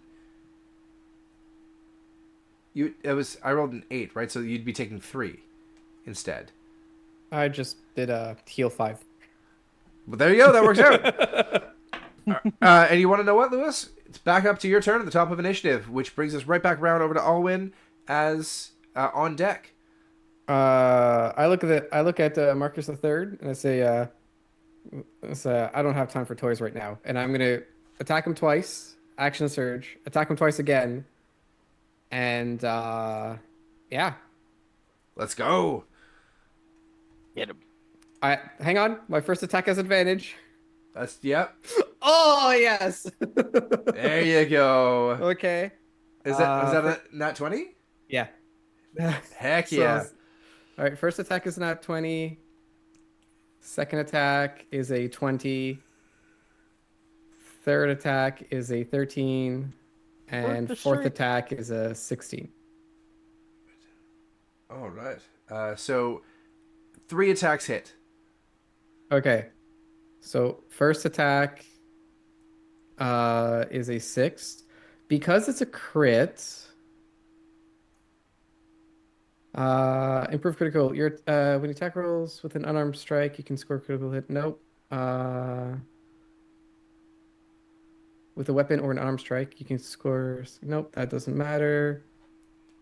It should be savage attacker. Once per turn, when you roll a melee damage roll, I can re-roll the weapon and use either total. So my first one's a 6. Hang on, the first one's a 6. So Okay. what's worth noting is that this is your Frostbrand scimitar, right? Yes. So you also have extra damage from it being a Frostbrand. Mm-hmm. That dice would also get doubled from the crit. And because you're enlarged, the 1d4 that you would be rolling would also get doubled. Okay. How much does the frost do? 1d6? I believe it's an additional 1d6 cold. Yeah, you know what? I'll check that up again just to make sure. Oh, this is gonna hurt. Yeah, it's an extra 1d6 cold damage. And how much? Sorry, I was checking that for you as I looked it up. Okay. So the 1d6 there was the one that you did for the Frostbrand. And then did you do the 1d4 as well? 1d4, I rolled a 1. Oh, perfect. Okay. So 12 plus 2 is 14 plus another 12 because it'd be doubled. No, the 12 is actually on a d20, so I don't want to. Oh, that was the roll to hit. It looks like it. Because it says like it's a 1d20 plus 6, which makes no sense. Unless it's like to my actual to hit, right? Oh, so you didn't actually you rolled the d20 instead of the damage by accident. Okay, so you have to roll, you have to roll the scimitar's damage as well. Yeah. Okay, but I'm going to use that savage attacker feat. Yeah. Well, either way. Well, that's okay. So, but it was critical, so it's actually 5, not 4, because the 1 gets doubled to 2 plus 3. So 5 plus the 6 gets doubled to 12, which is 17 plus 2. So that's 19 points of damage from the first strike. So go ahead and roll those 3 types of dice 2 more times each. Next one is a 4 plus the 1d6 for the frost, because it's going to be applied at every single one. Yep. Okay, so that's going to be 6 damage. Yep. Well, plus the enlarge. The enlarge is every strike as well. Oh, yeah, sorry. I keep clicking the other button. All right, plus 3. Okay, so that's another 9. 9. 9. Okay, so and then you said there's a third one that hits. Yeah. Still a 1. So 4 plus 1 plus 1. 6. All right. Well, younger Marcus III there is looking haggard. You've just been wailing on him, blow after blow after blow. His armor's dented, parts of it are falling off, blood is seeping down his arms and his neck, but no grievously mortal injury yet, just very, very bloodied. Yeah. It's like, leave and save yourself, or stay and die. Your choice. Alwyn, you're up. Could I dispel magic the dust bunny? You know what? That's a fantastic question. Give me just a second. Dispel magic. Usually you banish summons, you don't dispel them. That's why I'm just gonna read it quickly to see in this instance what would happen. Dispel magic. Choose one creature, object, or magical effect from the restrained. Any spell with 3rd level or lower on the target ends for each spell. Okay, so it ends.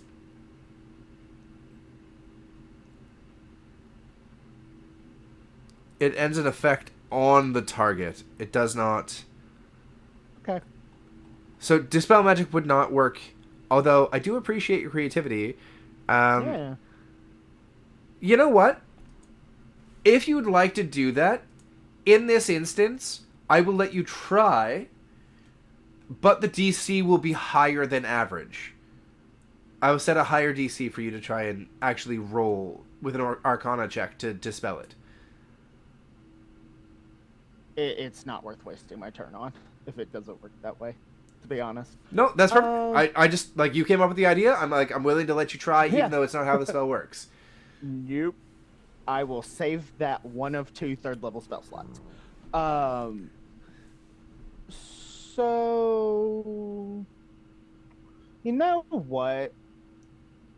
Can I just kick the knight, like ballerino, like torjetate, knock him out? You could certainly try. Are you gonna use a type of weapon, or is this an unarmed strike? So as a college of dance, I have what's called bardic damage, which is a unarmed strike plus with some little extra. So, Okay. yes. So I'm going to roll to hit. That is a dirty 20 to hit. Well, it certainly hits. And that is a 1d8 plus 2 bludgeoning damage. That's 9 points of damage. Nice. So, how exactly do you dance this night away? um, he probably just this whole time, I guess I should say, he has constantly been moving. Even when he's casting his magic is very flowy and sort of not grounded in the way that a normal spellcaster would have like a focus. His is in his body movement. So he probably just goes and like does a twist and just decks the Marcus in the face. But it's all very fluid movement, almost like watching someone. If you're familiar with modern dance technique, how it's fluid but kind of robotic in a way. He just goes, bam, kind of moment, and punches him. Perfect. You watch as you slam into his face, and his eyes just roll back, showing the whites of them, and he falls to his knees, and then onto his chest, and then on the ground. Excellent. Okay, well, he is going to move here. 20, 25, 30, and he's going to end. He's going to end right here, I think. Instead, he's going to use 25 feet of movement. Perfect. And that's going to be his turn. And you're going to just hear the cry, "No! No! Younger Marcus!" And the noble is actually going to run forward, and he falls down, and he starts, like, blubbering, like, snot crying over, like, the body of younger Marcus. "No! You were supposed to be the strongest!" And just, like, absolutely blubbering over this unconscious young man. And his entire turn is going to be wasted. Which brings us over to Zazel. Zazel, like, oh god, Zazel's still focused on the mage. And he would, hold on. I had an idea, and I don't, but it's not gonna work. No, the elemental's an elemental, not a person. Okay. So Zazel just like he kind of like could see the things in the back, but he goes, "No, we don't want to be quiet because being quiet's not good enough for a good story." So, and he's gonna strum it out again, and he's gonna cast Thunderwave again. This time at first level. Okay, back over the At mage the again? mage. Yeah. Yeah. So DC 16.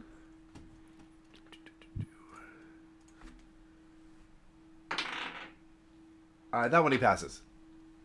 Okay. So, 6 plus 2 is 8, so 4 damage. All right. So as you are rocketing through this, like, power ballad solo and just, like, absolutely, like, crushing out this sound wave in the direction of the mage, causing a cacophony that things within 300 feet would still be able to hear you. You watch as this mage looks at you and simply says, "I've accomplished my goal anyways." And he disappears yet again using another spell. He disappears from sight. Great. That's...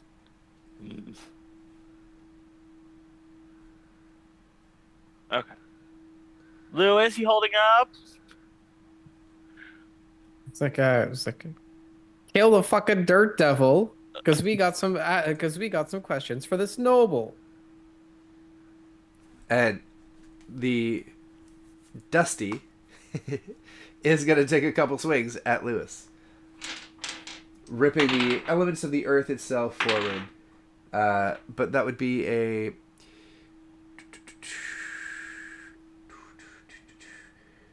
It was like a 17 and a 12 to hit. I think both of those miss you. Nope, 17 meets it. Oh, okay. Perfect. So that's one.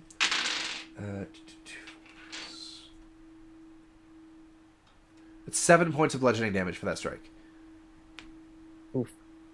But that is the end of its turn. It is now effectively 3-on-1. All right. So is it top of the round or? Yep. Oh, okay. Sorry. I'm gonna look at the elemental and I'm gonna try to swing at it twice. Absolutely. One with a 17, Okay. That hits. two with a 10. Does not hit. Okay. My first, I'm gonna re-roll that one because I can do it once per turn. I still got a 1, so that's a 4 damage plus What are your rolls today? plus 1 Lewis, plus 1. note to self. Lewis does not like being enlarged. This is not a At least I'm hitting things.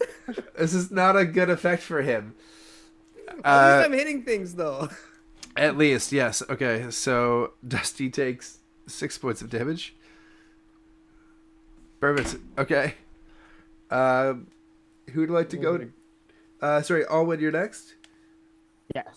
Well, now that happened, he's gonna go 5, 10, 15.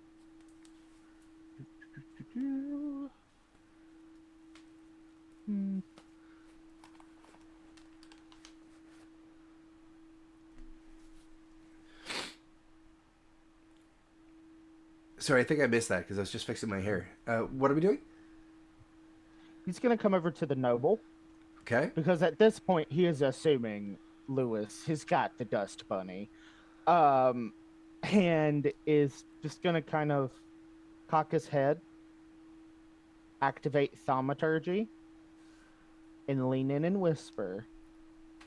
Or it kind of loudly, actually, because he's using the booming voice feature of the thaumaturgy. Yeah. If you don't want to end up like this Marcus fellow, I suggest when we're done dealing with that, you cooperate. Can you make an intimidation check for me with advantage, please? Yes, sir. Absolutely. 21. You watch as your voice reverberates and his blubbering immediately stops, and he looks at you, and all of the blood drains from his face as his eyes roll up and he just gets woozy and collapses on top of Marcus. Okay, that works. They still ain't running nowhere. Okay, cool. Seizo. Yeah. So he's just upset the mage is gone and starts walking toward like this way. Or he'll turn like he's gonna start walking that way and sees the dust devil. Okay. Hey, dust thing. Did you know that your master didn't like you at all, and that's why he left? Because he thought you were ugly, and then vicious mockery. Ooh. Wisdom 16. Fails. Not very wise, this elemental. That was the hope. And apparently it's D6, not D8. My bad. Okay. 5 and 2, so 7 damage. Perfect. Okay, you actually watch as your words sort of halt the whirling earth a little bit. It seems almost like its essence is unstable, and it sort of wavers in its space before the storm continues to roil within itself. But briefly, you see sort of this core inside of it that almost looks like some sort of urn just on the inside. Okay. But some of its form seems to fall away. Lewis, it's your turn. Oh, can Zazel walk? Oh, sure, yeah. All right, Zazel is going to walk 10, 5, 10, 15, 20, 25. Yeah, 30. Yeah, that's where the noble is. 30. Or 25, that's fine. Perfect. Okay, so getting behind Lewis. Smart. Yeah. Okay. All right. I'm gonna attack twice, and as a bonus action, I'm gonna use second wind.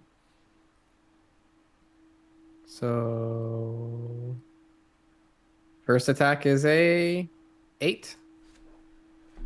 Second attack is a 13. The 13 hits. Okay. Oh my God, it's not a 1. Hey. Hey. All right. And so 6, 8, 11 Okay. points of damage. Takes 11 points of damage. Cool. Plus my second wind, which is a D10. Is it? It should be. Yes. Woo. So I'm healing 9 HP. Beauty. Are you moving or staying still? I'm staying still. I can't block it off from my friends any more than I am. Perfect. Alwyn, you're up.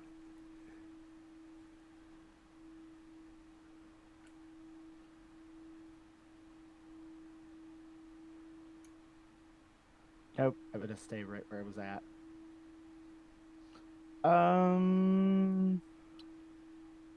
Well.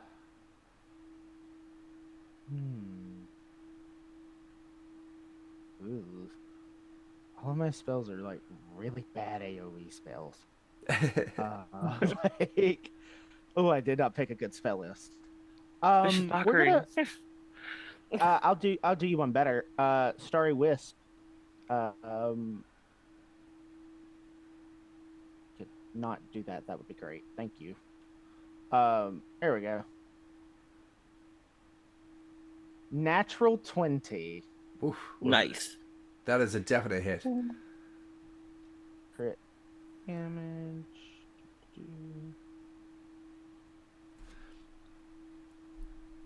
25 points of damage. Jesus. Jinx. Okay. Yeah, meanwhile, Lewis has just been bashing away at this thing, and Alwyn's just like, what does this spell look like, Alwyn? So it's supposed to be like a little wisp of radiant damage, but I imagine, as he sort of kind of is moving about, it almost looks like electricity, like static buildup in his fingers, and he just whoop and throws it, and it goes kaboom and makes a big flash of light and does the damage. You rug burn zapped the dust elemental? Exactly. That's hilarious. That brings us to Azazel. Now you're It's Okay. So, you do have a hard time seeing the dust elemental as it is behind Lewis. okay. But I did see the urn in the middle of it, right? You saw it before you moved, yes? Mm-hmm.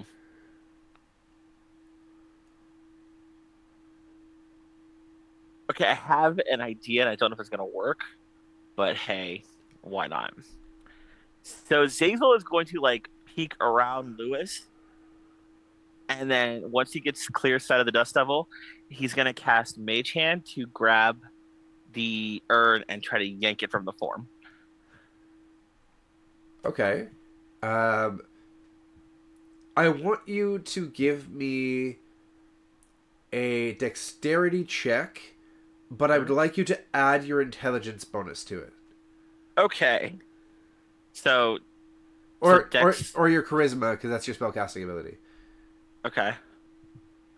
So Dex check plus my charisma bonus. Yes. Okay, so 10, 6 from the Dex, 16, and then charisma base bonus, not saving throw bonus, right? Sorry, you said 6 from Dex? For Dex... Plus 6.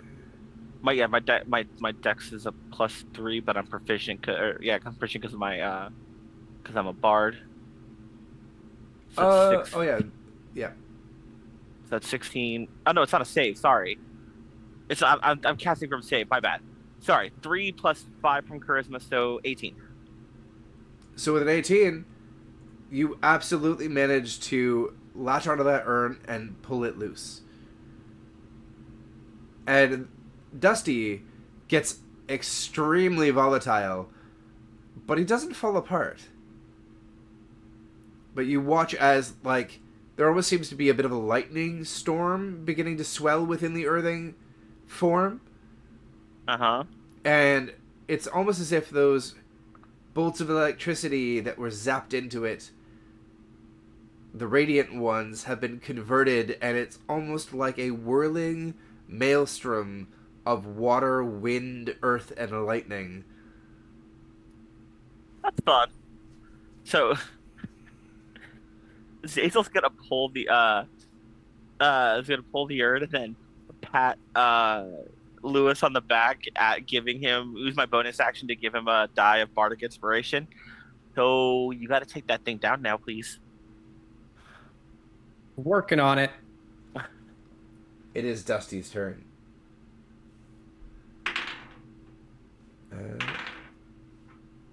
Unfortunately, both of its strikes miss as these now embiggened fists that it seems to pull, with lightning streaking down these whirlwinding, almost plasmatic earth and wind forearms sail past your enlarged form without actually hitting you. And it's your turn. Got a shield for a reason. I'm going to smack it twice. One Hits. with an 18 and two with a 9. Does not hit. You can use the bardic inspiration to try to add to that. That's true. With a 9? Yep. Yep. You expend the bardic inspiration and roll a d8, and it could add to your d20 roll. All right, let's do this. 4. That's enough. Both hit. All right. Hey. First swing, a 4 plus my d6 plus my d4. So 7, 8 plus 4, 12 on my first hit. Yeah. Second one, I'm going to use my Savage Attacker so I can still roll a 3. So 6, 12, 13. Nice. Hey, Lewis. Mm-hmm. You want to make it good? Now that I've just, he says, all right, now it's time to finish it. That ardent thing went. All right. And I'm gonna bash it to get it off center. Take a plunging stab to the side, and then rear back to do a vertical slash from top to bottom. Perfect. And as you do this, you bash, and your shield, being broad enough, especially enlarged, seems to smack this semi-translucent shape as if it's entirely solid, and it teeters and staggers and bends around you as if it's trying to reform its off-center maelstrom. But you're so quick with the blade, as the frost just emanates down, streaming particles of it past your hand, you stab it in, and you watch as the ice begins to crackle up its torso. And as it does, it begins to coalesce into the chest cavity and around the shoulders, almost making more and more of a physical body. And as it reaches up and begins to encapsulate the neck and the head, freezing the whole thing, you rip the blade from it and pull it down, slashing through the frozen form to top to bottom, sundering it completely in two. Well Yeah, like done. that. Thank you, Zazel. Zazel's gonna quickly go to the knight and hope that he's just barely alive. He is. Yeah. Yes? Yep. Cool. Can I cast Cure Wounds on him? Sure can. Awesome. I'm gonna cast it at first level. Perfect. So he gets a little bit of healing, and his But I'm sorry. Do you want rolls? I'm sorry. it at this point it doesn't particularly matter. Um, Oh, okay, cool. you heal him. His eyes shoot open, and then he sees you standing above him and goes, Relax. You have a bad uncle. He's over there, passed out. You okay? I mean, a little embarrassed, but yeah, I guess. You should be. Cool. Jason just kind of shrugs at him and holds his hand out to help him up. So, give me any daggers you have, and the crossbow. He hands you the crossbow. It's a heavy crossbow. And he says, I don't have any daggers. I don't fight like that. Awesome. We weren't planning to fight at all till you and your comrades squared up at us. His uncle. His really crappy uncle. Well, Yeah, I'm sorry I was mean to you about your uncle and that. I'm sorry. oh, it's fine. He's always been a bit of a dick. But I will apologize on his behalf. I can't apologize for that horrible sorcerer that he employed. I don't even know. I don't even know how my uncle got mixed up with the fucking obsidian. Sorry, the obsidian? Finish your sentence. That mage is from the Obsidian Veil Guild. Thank you. And you guys were here to summon a devil? Couldn't you have done that in town? No, we were here to. He kind of looks around and he sees the urn. He says, "That is. I mean, you can open it if you want. It's just ash and an amulet that used to belong to our family." Amulet. Actually, you know what? Hang on. Wait, Does anybody think this urn is trapped? Anybody want to take a risk? I got you. Once, just to go. Hang on one moment, and detect magic on the urn. It seems to have a seal on it. The magic that you detect is one of abjuration. Cool. He goes, so it's got a spell on it, but give me a second here. One moment. Younger Marcus says, or you could just give it to me. What's in it? What kind of necklace is in it? Amulet. It was a necklace that belonged to my great-grandfather. The original Lord Marcus, who I was named after. Okay, that doesn't tell us, well, one, why you or your friend, your uncle, would really want to get this amulet and not let it stay buried. Oh, no, he didn't want to get the amulet. We had to bring an object of personal relevance because we were trying to commune with Lord Marcus, and so it's kind of embarrassing, but in this grove, on a certain equinox about 200 years ago, my great-grandfather met this dancing Sylvan lady here, and anyways, they made certain promises to each other, and he was never... Well, he passed away in the city, and his remains were never brought out here to where he had specified in life that he wanted to be buried. And my uncle thought it was two birds, one stone, you know, and kind of honor the wishes and bring what remains of him out here and maybe get a blessing from the Sylvan folk. But he hired that mage who said that they could perform the rituals. I think that Mage is the one that had some sort of alternate idea. So he was gonna backstab you. All right. Also, trying to bury your dad or your uncle or your great grandpa in the right place. It's nothing to be embarrassed about, right? Uh, Alwood, say so. Yeah, nothing at all. Still staring at the urn, going, hmm. like I said, please pass me the urn.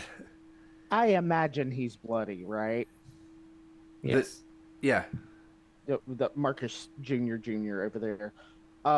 Can he's gonna grab Zazel and just kind of take 2 steps back, point to them. Uh, what do you think? He's like whispering. Do you think we can maybe get it popped open and see what's inside of it without I him just want to touching ask it? him. Well, Hang on. he keeps saying he's gonna open it for us. Um, He ain't going anywhere. just, just. Okay, hang on. We came here for an amulet. Does your notes have anything on these Marcus people about this amulet? Could this be a huge coincidence? Or are we looking for a different one? History check. Yeah, go for it. Okay, cool. I could help. Uh, okay, that's a 19 on the die, and then a 7, so 26. With the 26, you realize that the map told you that you needed to come out here. But you also know that this map was handed to you by this other Lord Marcus. And it's quickly... You quickly realize that this idiot handed you his own plans to come out here to decipher. And it was never really a map so much as like the route that he was gonna take to come out here to go to this location with the amulet. Okay. So is it? I'm pretty sure that these might be actually some notes now about the old Lord Marcus. There's not really a lot of names used, but it could. That's my only guess here. Also, that Lord Marcus, the really shitty uncle, really don't like that guy. He's the one who basically handed us this. I thought. I don't know if it was I am payment or. so confused. I know, me too, but it's okay. I got an idea. Okay, younger Marcus. Yeah. Pretty sure you're not going to go anywhere. So, please and thanks. Offers the urn. He takes the urn and he just puts his fingers on it.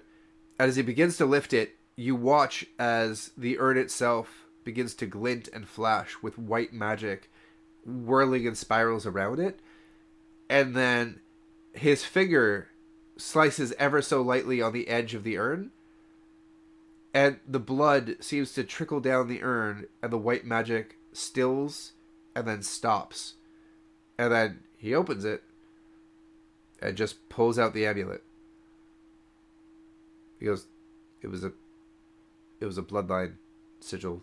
You needed Sure. me. I think I want that amulet. Hang on. Take it. This Lord Marcus. We're going to take this amulet if it's okay. Honestly, I don't even want to keep it forever. All depending. But All dependent. something tells me we need to make sure that it's okay first. Is it okay that we take this amulet? I am literally giving it to you. Perfect. Also, as he hands the locket over to Lewis, here, you hold that. Thank you. Your uncle's craptastic, and your family deserves better. So, I mean, pulls out a dagger. We could shank him right here and now, and you could be the new lord of all that is great, and so on, and blah blah blah, and do better. Or I don't know. Really, just tell me what you want us to do with him because he's gonna wake up eventually. No, please. I vote no. I would not I be also- a better lord if I said yes to that.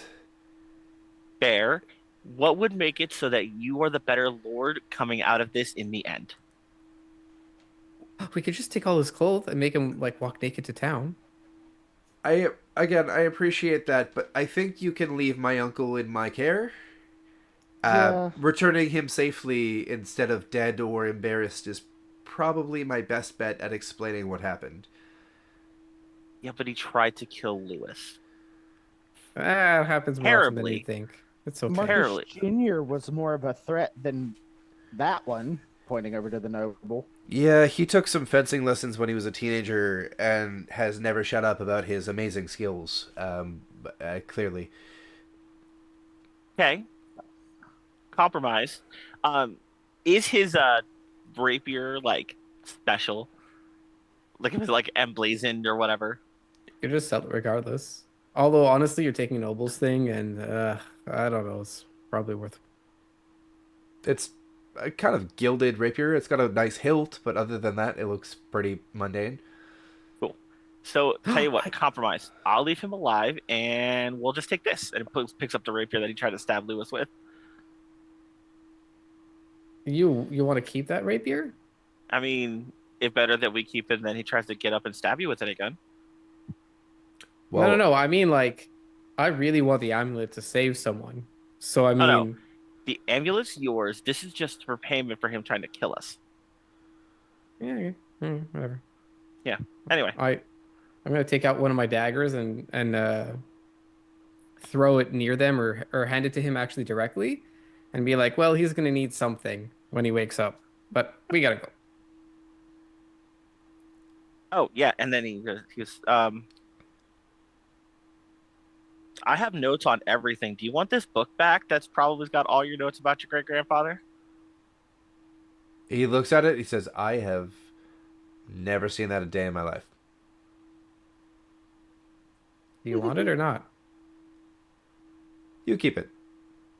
Lord Marcus was a bit of an adventurer. Who knows? Maybe you'll decipher some of his other locations of places he visited and treasures he found. He did tell a really funny story about a sword once that was like enshrined in a tree. It was like it had almost like a stained glass window in front of it, but he could see the sword floating in the tree. Oh, maybe he wrote about that in there. I'm gonna look for that in a short bit when we get home. Thank you. Yeah, well, All right. he's part of the Ivory Quill Guild, so if you ever want to get annoyed, I guess, or maybe remind him he might owe you a favor for leaving him alive, you could look him up. Um, I don't know. I live in Citadel too, so Sounds good. see you around. Take care, Lord Marcus. And he walks. It just turns to walk off. You guys ready? I'm good. Alwyn? Oh, I by think the it- way, stop by the Silver Knight Guild. Probably give me a week or two, and you can have your amulet back. I guess. Probably. I think.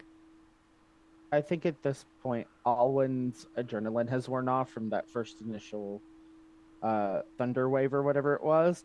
He lost about half his hit points in that one attack, so he is like hobbling at this point. He is like, "Oh, I'm sore," as he's hobbling back into the city. But Alan, as soon as you say that, younger Marcus kind of goes. There's a about 10-minute walk that way. I left a bag of supplies. There's a few healing potions. You can't miss it. We recently stamped out the fire. Honestly, I'm surprised you didn't walk it past it on the way here. Just I'm fine enough to get back to the city, but like if you just go grab the healing potions on your way there, you'll be fine. Sure, thanks, appreciate it. Sorry about the heat metal, and he hobbles over to where he said he was going in that direction. Yeah, and to sum things up, as it's getting towards late in the session, you safely make it back to the city, the Silver Knight Guild, and have acquired an amulet. and Lewis will leave that in your possession. Anything that you have picked up, you can add to your session and to your inventories, and can include in a later date. But that was it. That's all. Thank you for episode 16. Thank you, everybody. Quick outro. This has been Maester Nord. I'm your humble yet not so humble Master of Chaos, Mazrix. I do Trials of Silver. I occasionally take part in other things, like Gods and Goddesses, the show that'll be on tomorrow. I don't do Wild Blue Yonder, but that's controlled by Mama C. That's on Friday. On Thursdays, sometimes there's Dragon Tears. I just remember that now. That's also a Mama C game. And then the other Thursdays is another game. We got a lot going on. Anyways, Trials of Silver, we had 2 new players today. We had Dark Nevea and that nerd guy, and they joined this morning our Discord, and then they were in a game tonight. So that could be you. Just come have fun. We're good people. We tell stories. But if anybody wants to say anything, otherwise we're just going to say goodnight. Night. Good night. Good night. All right. Bye.